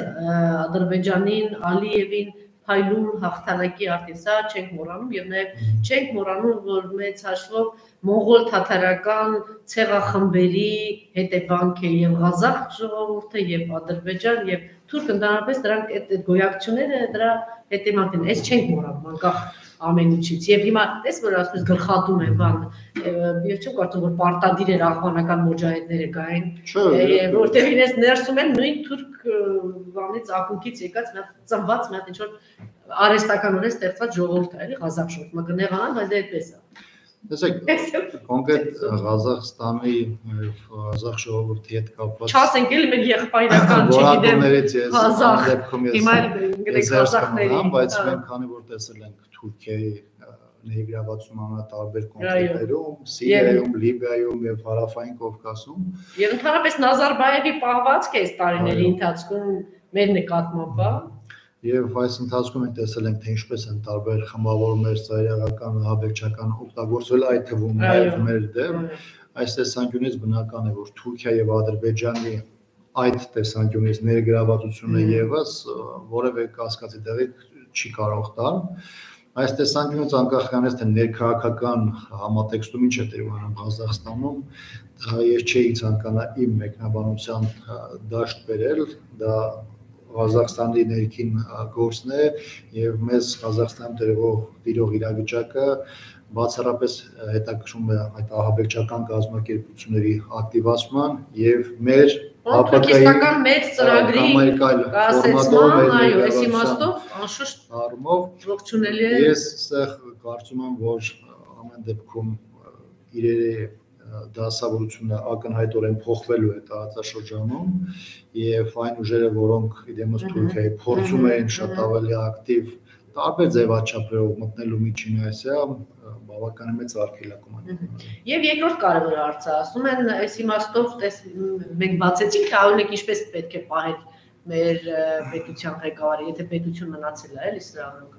բայց մյուս կողմից ապահովագրեց իրեն, այս տեսակետը կա, որ Նիկոլը ապահովագրեց իրեն, որ եթե հանկարծ ներսում ընդվզումներ, դիմադրություն եւ ինչ-որ բան դժգոհություններ լինեն, ինքը անմիջապես կդիմի ՀԱՊԿ-ի, նախ դուք համաձայն եք թե ոչ, հիմա, եթե ինքը հայտարարում է, որ օտար ազգի մարդիկ այսպես գտնվում են, դեռ ահաբեկիչ բառը ինքը չի օգտագործել, դրա համար չեմ ասում, բայց ահաբեկիչ են, եթե եկել են անցել են մեր սահմանը, այստեղ հաստատվել են, ահաբեկիչներ գտնում են, նախ դուք ճիշտ չեք գտնում արդյոք, որ ինքը հիմա դիմի ՀԱՊԿ-ին եւ ասի, որ եկեք դուրս վռնդեք իմ սահման են մտել, առաջինը այս հարցը եւ երկրորդը, որ այնքը կօգտվի այս իրավիճակից եւ եթե հանկարծ ընդվզում լինի, միանգամից կդիմի եւ կգան կճնշեն թե պետք կա նաև այս տեսակետը, որ պետք չէ համեմատել, որովհետև եթե ռուսները գոնե հիմա պիտի հասկանան, որ եթե ծեծված շան տեսքով ինչ-որ մեկի պոչը իրենց տակ է, գլուխը, միտքը, հայացքը, մարմինը միևնույն է դեպի Թուրքիա եւ Արևմուտք եղավ։ Իրեն դեպս իր իշխանության ժամանակահատվածում մենք տեսանք, որ Հայաստան աշխարհ անցավ Թուրքիային եւ Ադրբեջանին, Թուրքիայի ներկայությունը այստեղ ակտիվ է, Թուրքիայի խոշոր կապիտալի մասին է խոսում, որ պիտի ապագայում լինի, այսինքն մեծ հաշվով թուրքական մեծ ծրագրի իրականացմանը որևէ խոչընդոտ չի հանդիսանում Նիկոլը։ Իրենց պահվածքը կարծիքով այդ գիտակցումը կունենան, որ այս մարդը միևնույն հետողությամբ է գնում, թե Տեսեք, չի բացառում, որ այս իշխանության գլխավոր ակնկալիքը հենց այն է, որ հնարավոր այլ իրավիճակում, եթե նույնիսկ դա համատելի չի Ղազախստանի հետ եւ գրի ընդգծված ներկայական բնույթ, այս իշխանությունը ակնկալիք ունի այլ ուժերից, մասնավորապես ՀՊԿ-ից ստանալու աջակցություն։ Այլ բան է, որ մենք արդեն այս մեր զրույցի ընթացքում խոսեցինք այնպիսի մեծ գործոնների մասին, որոնց արկայությունն էր ցույց տվել ՀՊԿ-ին եւ հենց Ռուսաստանի Դաշնությանը ակտիվություն դրսեւորելու Ղազախստանում համատեղության եզրեր այս պահին դեռևս քիչ են եւ կարելի է միայն հիմքային առումով համեմատության դնել միայն այն հանգամանքը, որ Հայաստանում ստեղծված իրավիճակը եւս ըստ էության ճգնաժամային է եւ անկախ այն հանգամանքից, որ իշխանությունը փորձում է պատկեր ստեղծել, որ կայունություն է տիրում երկրում, ակնհայտ է, որ կայունության մասին խոսնել չի կարող լինել հենց այն հանգամանքներում, որ մեծ թվով ակտիվ մարդիկ, իրենց երկիրը սիրող, հարգող մարդիկ, ուղղակի իրենց դիրքորոշման համար պայքարող մարդիկ այսօր էլ գտնում են անազատության մեջ, շատերի նկարները բոլորի,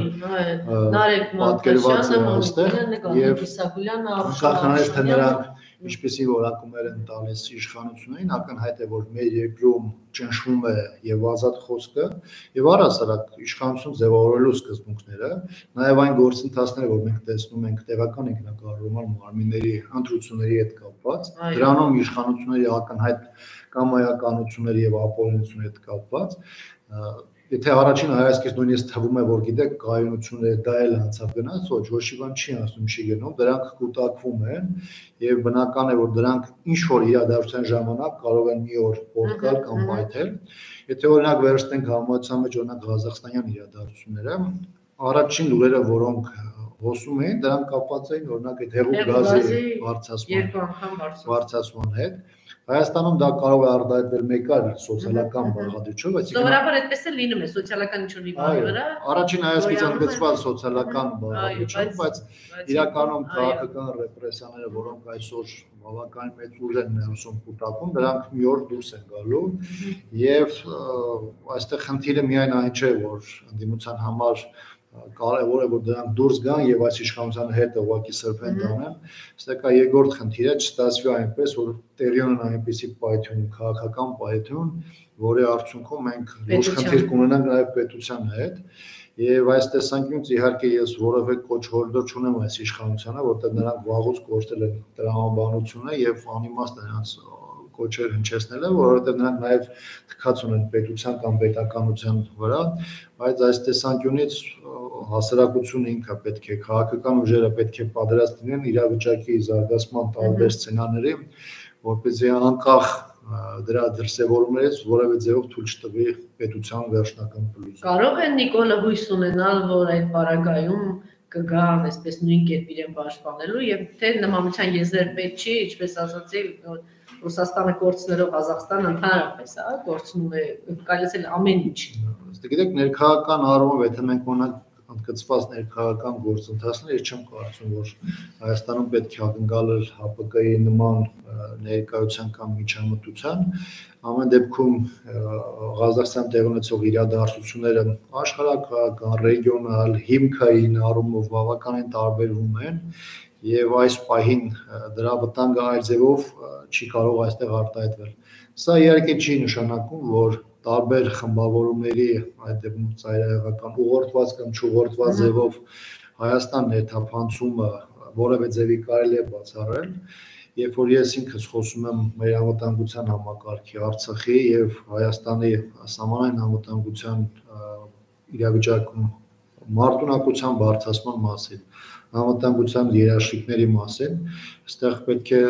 ուշադրություն դարձնել խոսքը, որ վերաբերում է ոչ միայն ադրբեջանական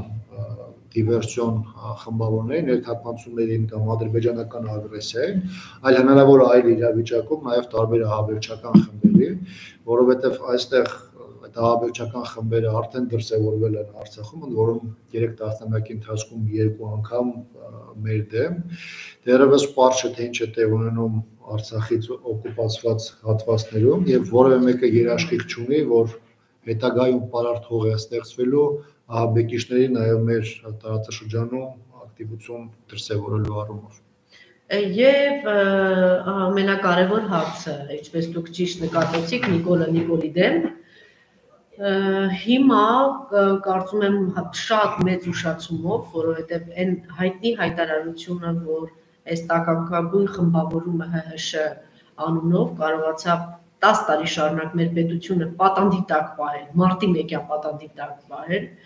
դա շահարկելով հասցրեց նրան, որ ի վերջո թուրքական կամ թուրքիստական ուժերը կարողացան երկրում հաղթել եւ մենք տեսնում ենք ավիրել պետությունը, մեր պետության մեծ հատվածի կորուս սահմանների այս ամենը եւ այլն։ Հիմա մենք արդյոք պիտի, նաեւ այս եկեք ազնիվ լինենք, ասենք, որ իշխանության ներսում էլ կային մարդիկ եւ ուժեր, որ իրենք էլ նպաստեցին պայքար մղելով, այսպես ասած, ջրաղացին մարտի 1-ի համար պայքարով Նիկոլա Լևոնական թևի ջրաղացին ջուր լցնելով, ըստ էության իրենց թվում էր, թե պայքարում են Ռոբերտ Քոչարյանի դեմ, որ Ռոբերտ Քոչարյանը չվերադառնա, բայց իրականում նպաստեցին, որ թրքահպատակ եւ պանթուրքիստական ծրագիրը Հայաստանում իրականանա, ինչը իդեպ իրենց հաջողեց եւ 10 տարի հետո վերջնական, որովհետեւ հայտնի է, որ մի այլանդակ մեծ քարոզ էր տիրում եւ իշխանության ներսում տիրող ուժերի կողմից Ռոբերտ Քոչարյանի դեմ, այսինքն մարտի 1-ի այդ գործողությունների եւ նաեւ այդ ՀՀՇ-ական երկու ուղղությամբ սա, բայց մենք տեսանք դրա հետևանքով մենք իրականում կորցրեցինք պետության, ինչպես ասեցի, մեծ բանը եւ հիմա արդյոք պետք չի հենց նույն ազգային ժողովում նոր լսումներ բան անցկացնել, օրինակ, եթե Նիկոլ Փաշինյանը, այսպես ասած, խումբ է ուղարկում 100 որականների խումբ է ուղարկում, որպեսզի այնտեղ կասեցնի տերորիստական, այսպես ասած, խմբավորումները եւ բան, մենք մարտի 1-ին գրեթե նույն ձեռագիրն ենք տեսել, հարձակում, քաղաքապետարանի, չգիտեմ, նախագահականի եւ այլի այդ ուղղությամբ չէ, շարժվում էին, այդ կոչերն ու հայտարարությունները հնչել են իր սեփ շենքից, բան հանգստությամբ Լևոն Տեր-Պետրոսյանի կողմից, Ալիկ Արզումանյանի կողմից այդ ձայնագրությունները կան, ել չեմ ասում, որ կոնկրետ հրանգավորված Նիկոլ Փաշինյանի կողմից եւ արդյոք հիմա ժամանակը չէ կազմակերպել լսումներ հենց իրենց դեմ այդ կազմակերպիչների դեմ, որտեղ Նիկոլի Պերանով ասեց, որ ինքը տերորիստ է եւ հիմա պետք է այն 10 զոհերը, որ այսպես ասած պատանդ էին մեզ դարձել այդ 10 զոհերի եւ եթե ինքը գնացել է տերորիստների դեմ, որոնք այդպիսի բան անում, հիմա ես իրավունք ունեմ հնչեցնել, որ 10 մահացածները եւ այդ ջարդող փշտողները եւս տերորիստներ էին։ Եվ այն, որ իբրև թե սրանց պետությունից ինչ-որ գումարներ բան տվեց, հիմա պետք է պահանջել, որ նորից քննել այս ամեն ինչը եւ այդ քլոյանական, սլոյանական, չգիտեմ ինչ, այս տեսակին, որ օգտագործեցին ընդհանրապես, հիմա պետք չի ասել Ռոբերտ Քոչարյանը, պետության դեմ օգտագործեցի, պետք է գումարները հետ վերցնել իրենցից եւ նոր դատավարություն սկսել այդ մահացածների նկատմամբ, իրենց ծնողների, որ ինչպես է սա շահարկվել, կազմակերպիչների նկատմամբ եւ ներողություն խնդրել Ռոբերտ Քոչարյանից եւ շնորհակալություն հայտնել, որ կասեցրեց 10 տարի, 12 տարի առաջ, 13 տարի առաջ կարողացավ կասեցնել տերորիստական, պանթուրքիստական խմբավորման մուտքը իդեմս կազմակերպիչներ Ալիկ Արզումանյանի, Նիկոլի, Լևոն Տեր-Պետրոսյանի, ՀՀՇ-ականների այդ խմբավորումների, որոնք փորձում էին հաստատել Հայաստանում պանթուրքիստական ծրագիրը։ Տեսեք, քաղաքական գործընթացները երկրում դիտարկելիս ընդհանուր առմամբ կարելի է այդ ուժերին բաժանել երկու խմբի։ Ուժեր, որոնք իրենց առաջ խնդիր են դնում ցանկացած գնով, այդ թվում նաև պետության վրայով հասնելու իրենց նեղ քաղաքական նպատակներին, եւ ուժեր, որոնց համար պետությունն ունի առաջնային արժեք եւ հայկականությունը եւ հայի գոյությունը այս տարածաշրջանում պահպանելը շատ ավելի գերակա է, քան ներքաղաքական իրավիճակում բարձր տեղեր զբաղեցնել կամ իշխանություն զբաղեցնել։ Այս պարագայում եւ երկրորդ նախագահ եւ երրորդ նախագահը եղել են այն ուժերը, որոնց համար պետությունը եղել է ամեն ինչից բարձր եւ նրանց նախագահության ժամկետը եւ այն ժամանակահատվածը, որտեղ նրանք ունեցել են իշխանություն, եղել է այդ տրամաբանության ներքո։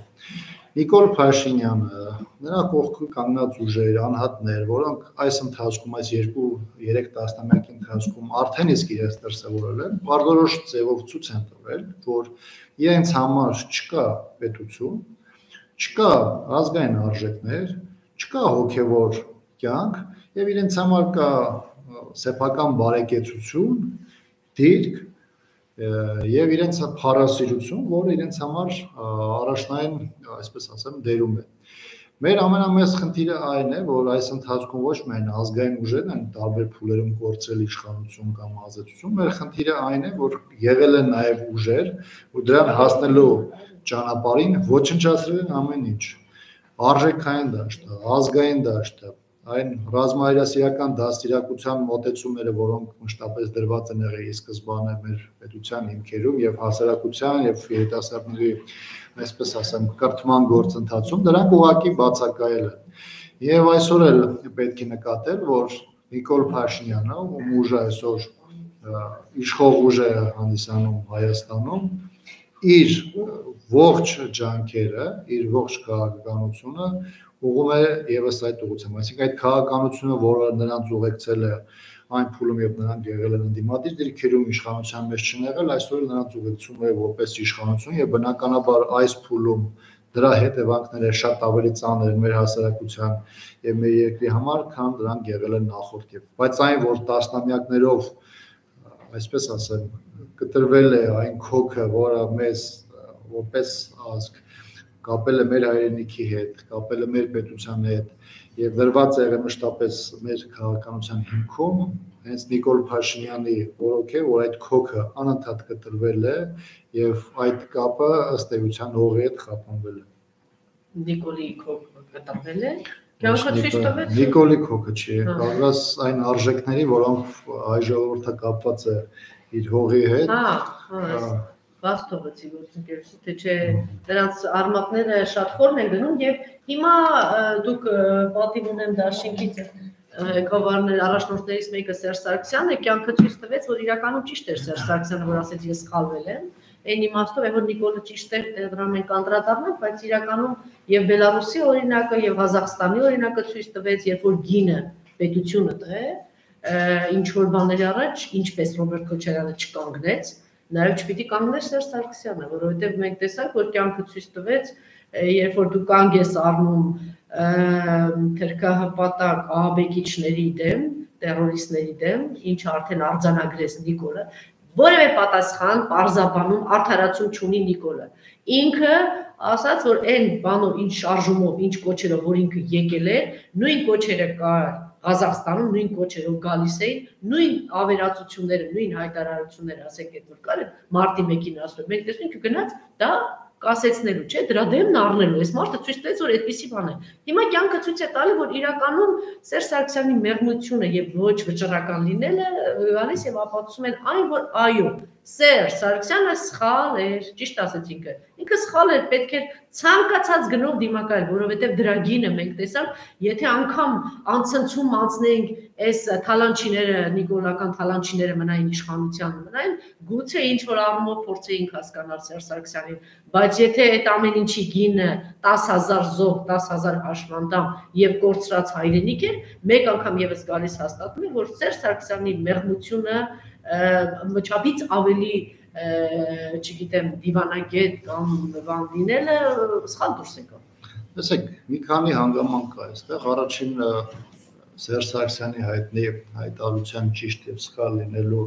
որևէ ձևով կապված չէ։ Ես պայմանական եմ կապում այս բանի հետ, բայց կոնկրետ հավաքների այդ ցրման կամ ուժի կիրառման հետ կապված չէ, իրավիճակը լրիվ այլ բանի մասին է այդ ժամանակ։ Նույն երբ որ մենք խոսում ենք 2008 թվականի հայտնի իրադարձությունների մասին եւ 2018-ի, չնայած հիմքային առումով կային բավականին նմանություններ, բայց իրավիճակային առումով տարբերությունները եւս բավականին մեծ էին։ Երրորդ հանգամանքը այն է, որ երբ որ մենք խոսում ենք 2008-ի մասին, 2008-ին Սերժ Սարգսյանը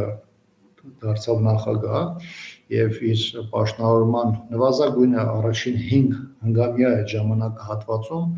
ի վրա կրեց այդ իրավիճակի ողջ ծանրությունը եւ բնականաբար այն գործընթացները, որոնք տեղի ունեցել 2008-ին դրանք ճիշտ է, այսպես ասեմ, այն հիմնական բանն էին, հանգրվանային փուլն էին, բայց դրանից հետո էլ բավականին մեծ էր ճնշումը։ Ճիշտ է, պարոն Աղրամյան, ինքը մեծ բեռով եկավ իշխանություն, բայց պետք էր այդ պատասխանը, այնքան որ այդ պատասխանը շատ ավելի խիստ է, ոչ թե մեղմ լինել Նիկոլա, եսի միշտ տեսակի այդ քոքը կտրելուն եք դորից գալիս։ Այդ տեսակետը ոչ թե թողել գայ խորհրդարան, ընդհանրապես քաղաքական դաշտից վռնդել մինչև իրանց հայրենի գյուղանը ոնց էր։ Չգիտեմ, չեմ հիշում, ամենայն դեպս իրավիճակը, երբ որ գնահատում ենք 2008-ի համատեքստում, այդ 2008-13 ժամանակահատվածը ևս բավականին ծանր էր, մի կողմից կար հասարակության մեջ բավականին կուտակված վատսական էներգիա, որը այդ հնգամյա ժամանակահատվածում հաղթահարվեց, կար նաև քաղաքական իրավիճակ որոշակի համերաշխության եւ միասնականություն ապահովելու, դա ապահովեց եւ երկրորդ արդեն ժամկետը Սերժ Սարգսյանի մի փոքր ավելի սակայն չեմ ասում, որ արտաքին արևմտյան ճնշումներից մեծ է։ Ներողություն, կար նաև մեկ այլ իրավիճակ, երբ որ մենք խոսում ենք 2018 թվականի իրադարձությունների մասին, պետք է նկատի ունենալ, որ իշխանության իր շատ դեպքերում այլ ուժերի կողմից պետության դեմ պայքարը ոչ թե սկսվեց 18 թվականին, այլ դա նվազագույնս սկսվեց 13-14 թվականներից, որոնք արտահայտվում էր տարբեր գործընթացներով կամ տարբեր իրադարձությունների վրա ուղղակի յուղ լցնելով, կրակի վրա յուղ լցնելու գործընթացով եւ այդ 4-5 տարվա ընթացքում բերեց այդպես մի իրավիճակ երկրում, երբ որ դրա կանխարգելումը ուղղակի խաղ ճանապարհ չէր թողնում, իսկ ուժի կիրառումը կարող էր բերել շատ ավելի սարսափելի հետևանքների,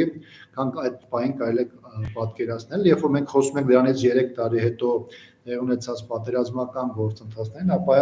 այդ ժամանակ հասարակության հետ խոսել, երկխոսել եւ ուղղակի ներկայացնել դրա հնարավոր հետևանքները 18-ի իրադարձությունների բավականին բարդ էր, որքան էլ որ դա կարեւոր էր ներկայացնելու առումով, բայց նույնիսկ նույն քաղաքական գործիչների դեպքում, եւ դե վերջնում ենք երկու տարբեր ժամանակահատվածների իրադարձություններ, նույն քաղաքական գործիչը նույն սկզբունքայնություն դրսևորելով մեկ իրավիճակում կարող է գործել մեկ ձևով, մեկ այլ իրավիճակում լրիվ այլ ձևով, եւ երևի մի քիչ ժամանակը ամեն դեպքում կանցնի եւ մի փոքր ավելի խորքից երևի ավելի հնարավոր կլինի շատ ավելի դատել իրականում ինչ է Սերժ դավաճանական արտաքին ուժեր, այո, բայց հիմա այնպես չի, որ նույն բանը Ուկրաինա Բելարուսիայում չէր, որ նույն բանը Ղազախստանում չէր, հիմա անգամ դերսի մասին է խոսում, միշտ դավաճանական կլանային ինչ-որ բաներ, որ այդ խմբավորումները մեծ մասը Նազարբաևի եղբոր խմբավորումներն են, մարդ, որ Ալմատայի սրտի մեջ ներսում շուկայի տակ ունի այդպիսի խմբեր, որոնք տիրապետում են, իդեպ իրենց մոտ հանցագործությունը 4 անգամ միայն վերջին տարիներին աճել է։ Այսինքն այսպիսի թվերի մար եւ զենքի ինչ մեծ քանակ կա, թմրադեղերի եւ այլն, շատ ավելի ծանր վիճակ է, էլի, այնպես չի որ։ Հետեւաբար նույն բանը, այսինքն այդ վիճակը այդ ամեն ինչը հաշվի առնելով Հայաստանն էլ այո այդպիսի վիճակում էր, պետք էր այնուամենայնիվ լինելով պետության ղեկավար այս բոլոր հաշվարկները ունենալ։ Տեսեք, կարող լինի իրավիճակ, երբ որ թվավորվում այդ պահին թեկուզ ուժի կամ ծանր հետևանքների գնով ինչ-որ բան է կանխել, բայց դա մի քանի տարի հետո բերի շատ ավելի ծանր հետևանքների, այսինքն այս իրավիճակում դժվար է միանշանակ գնահատել այս կամ այն քայլի իրավաչափությունը եւ այս տեսանկյունից ես կարծում եմ, որ 2018 թվականին ուժի կիրառումը, որը անխոս բերել էր բավականին ծանր հետևանքների եւ զոհերի, այս դեպքում այսօր կկասեցնեին պետության փլուզումը։ Գիտեք, դուք դրանով այդ քայլով պետության փլուզումը միգուցե երկարաձգում ապահովել, բայց դրա հետևանքները շատ ավելի ծանր կարող է լինել, քան մենք ունեցել ենք 20-ին եւ դա ուղղակի միանշանակ չէ ուղղակի ձևի դրսեւ այդպիսի դիրքորոշում արտահայտելը։ Դրա համար եմ ասում, դեռևս տարիները կանցնեն եւ մի քիչ ավելի խորքից ավելի հեշտ կլինի, շատ ավելի սառը գնահատելու թե իրականում որ պահին ով ճիշտ գործեց եւ սխալ գործել ինչ հետևանքներ կբերեր պետության։ Պետության դերը նրանումն էր, որ հասկանար կրկնակի օգտագործած մարդը, եթե իր Տիգրան, պետք է որ համաձայնեք, մարդը, եթե իր արժե համակարգով, հոգեկերտվածքով պատրաստ են Թուրքին լրտես լինել գործակալ։ Եվ այդ մարդուն ԱԱԾ-ն դարձնում է կրկնակի գործակալ, Արարատ Միրզոյանի մասին է խոսքը։ Ծառայեցնում է եւ կրկնակի գործակալ լինելով նպաստում է, որ այդ տեսակը գնա խորհրդարան, իսկ այն որ կարելի է իրեն չեզոքացնել այդ տեսակներին, բա պետությունը ինչի համար է։ Ժամանակին կասեցնել նրանց դեմ մարդ Ռուբինյան անունով մեկը, որը տևական ժամանակ աշխատել, ապրել, սովորել է Թուրքիայում։ Այդ մարդու այսպես առաջընթացը թույլ տալ կամ Չավուշօղլին ասում եմ մենք շատ լավ եղբայրական ընկերական հարաբերությունների մեջ եք Արարատ Միրզոյանի հետ, բա ինչ պիտի անես, գտել եք ձեր որդուն, ձեր ճատին գտել եք, հիմա էլ թուրքական ծրագիրը իրականացնում եք։ Բա պետություն ինչի համար էր այդ ժամանակ, որ թույլ չտար, որ երբ որ Անդրանիկ Հովհաննիսյան աղմկում ասում է ինձ փորձում էին տանել, հավաքագրել Վրաստանում մակունցները, որովհետև 48 միլիոն թուրքը դրել էր, բերեին այդ գործակալներով Հայաստանը գրավեին, հետո 110 միլիոնով։ Բա պետություն ինչի համար էր, ԱԱԾ-ն Կուտոյան ինչի համար էր, ոստիկանապետը ինչի համար էր, չգիտեմ, սահմանը բանակը ինչի համար էր, որ բանակիցդ մի մասը դու տեղյակ չես, բանակի ղեկավար Վիգեն Սարգսյան, որ քո բանակից ինչ որ մի մաս գալու է բաների կողքը կանգնի, հիմա էլ գնացել ես չգիտեմ որտեղ Ամերիկաներում Վիգեն Սարգսյան։ Այսինքն այս ամեն ինչը պետության ֆունկցիան դրանում է, որ ժամանակին չբերեր հասունացնել։ Պետության ֆունկցիան իհարկե նրանում է, որպեսզի կանխի ներքին արտաքին սպառնալիքները, որոնք առկա են։ Այս պահին շատ դժվար է ասել, թե իրականության մեջ ինչ է զեկուցվել, ով ինչ տեղեկատվություն անեցել եւ ինչու է այս կամ այն որոշումները կայացվել։ Եվ մի փոքր իմ համար դժվար է այդ տեղեկատվությունը, որը նաև դուք եք ներկայացնում, վերցնել որպես իրականություն բոլոր կետերով գնալու։ Նույն ամենատիպս Միքայել Մինասյանի հայտարարությունը, որ գործակալը միջևը չի երկվել Արարատ Միրզոյանը ցիրեց կողմից չի երկվել։ Թուրքի այսօր մեր արտգործ նախարարը Թուրքի գործակալը։ Այդ տեսանկյունից նաև բավականին տարօրինակ է Թուրքիայի արտգործ նախարարի հայտարարությունը։ Ինչ տարօրինակ, իրաց հոգեզավակին են գտել, բավականին ճտին են գտել։ ժամկետում ընկերական բարեկամական կապեր են։ Իրաց ճտին տարել են իրանց մոտ Արարատը խաղում են այդ ճտի հետ։ Դե դավայ սա արա նա արա, ինչի՞ չի ուրախ չլինի Չավուշօղլին, Արարատ Միրզոյանը այդ լակոտի պես խաղացնում են։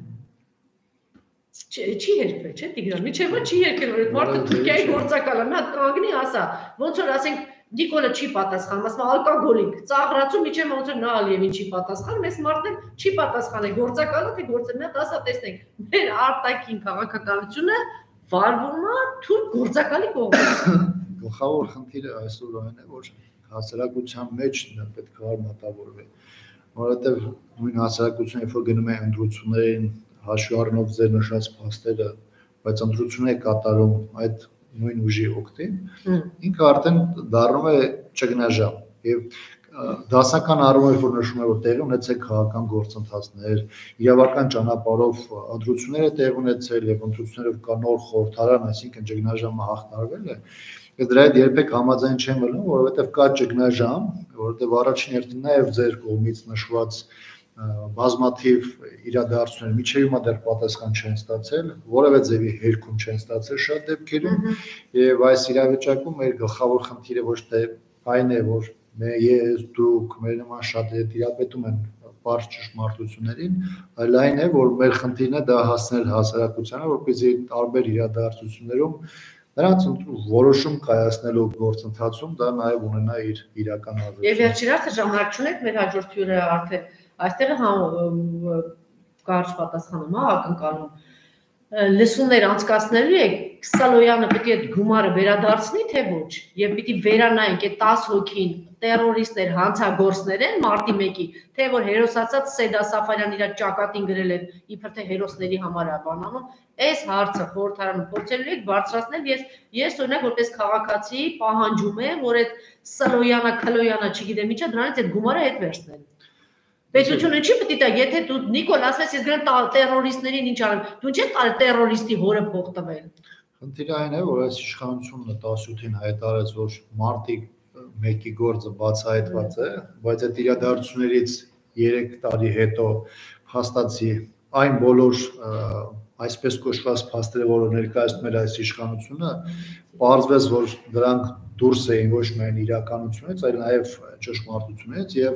ըստ էության Նիկոլ Փաշինյանի միակ նպատակն է իրեն մաքրելու 2008 Հիմա ավելի խայտարակներից, բայց իրականության մեջ նրա արած քայլերը նրան շատ ավելի վատ դրության մեջ են հացրել, քան դրանք կային 4-5 տարի հետո եւ ժամանակը գալու է, որ բնականաբար Նիկոլ Փաշինյանը նախաձեռնենք թե դեռ շուտ պատասխան տալու է։ Հետ վերադարձնի այդ միլիոնները Սալոյանը։ Թեման ինքը իր ողջ փաթեթի մեջ ինքը բավականին բարդ եւ ծանր է։ Ես այսօր դժվարանում եմ միանշանակ ասեմ, թե ճշմարտությանը հասնելու համար ինչ ճանապարհով են գնալու, բայց բնականաբար բոլոր այդ տարբերակները քննարկել են։ Շատ լավ, շնորհակալ եմ շատ, մենք ուղիղ եթերում ենք, non-stop ռեժիմով աշխատում ենք, շնորհակալություն պարոն Աբրամյան։ Իմ հյուրն է Արամ Հարությունյան, ես պիտի խնդրեմ, խնդրեմ պարոն Հարությունյան։ Խնդրեմ։ Մնացեք մեզ հետ, մենք 3 թեմայի մասին ենք խոսելու, Ղազախստանում տեղի ունեցող դեպքերը, մենք կերպ միասին հիմա ղեկավարում է Հայաստանը, որոշում կայացրեց, որ պետք է այնտեղ նաև լինել հայկական զորքերը եւ ինչ աղերս ունի այս ամենը մարտի 1-ի հետ։ Մենք ավելի մանրամասն 3-րդ կետին թերևս կանդրադառնանք, բայց անշուշտ ինձ հետաքրքիր է պարոն Հարությունյանի տեսակետը, մենք այստեղ մանրակրկիտ արդեն 2 ժամ է քննարկում ենք, ինչ տեղի ունեցավ Ղազախստանում, սա նաև ներկլանային ինչ-որ հարց էր կազմակերպված Ղազախստանի Նազարբաևյան թևի եւ Տոկաևի, ինչ մասամբ նաեւ Տոկաևի կողմից, պատահական չէ, որ 2 անգամ հեղուկ գազի գինը բարձրացվեց, բայց այսպես ասած իրավիճակ վերահսկողությունից դուրս եկավ եւ մենք տեսանք նման իրավիճակներում, երբ որ մի որբի գլուխ է առաջ գալիս եւ այդ էլ շատ թանկ որբի գլուխ է, դուք գիտեք, միայն Ուրալի պաշարը ես քիչ առաջ այստեղ ներկայացրեցի, համեմատության համար այնպիսի բան թիվ է, ես ուզում եմ մեկ անգամ եւս հնչեցնել, օրինակ Ուրալի պաշարը, գիտեք, որ ապագայում էլեկտրաէներգիայի խնդիր կա եւ ատոմային էներգիայից են ստանում, թե Ուրալի ինչ պաշարներ կա, օրինակ ԱՄՆ-ն ունի 582 տոննա, Ուկրաինան 801 տոննա, Չինաստանը 1889 տոննա, Ռուսաստանը 2911 տոննա, Ավստրալիան 6613 տոննա, Կանադա 6934 տոննա, միայն Ղազախստանը 22808 տոննա։ Այսինքն այսպիսի պաշար չկա եւ բացի այդ ասում եմ, որ Մենդելևի հիշում եք պարոն Հարությունյան, մեզ դպրոցում սովորեցնում են, որ Մենդելևի ամսակում ինչ կա, սովետական միությունում Ռուսաստան կա, պարզվում է, որ Ղազախստանում ինչ հնարավոր, այսինքն այդպիսի մեծ ահռելի, բնականաբար նոր պապաներու հայրեր առաջ եկան, նախկին էներգետիկայի նախարարը, ես եմ այդպես անում, Թուրքիան լուր էր երկրորդ, Չինաստանը դեռ այսպես ասած հետևում էր, Արևմուտքը, քանի դեռ ՀԱՊԿ չէր մտել,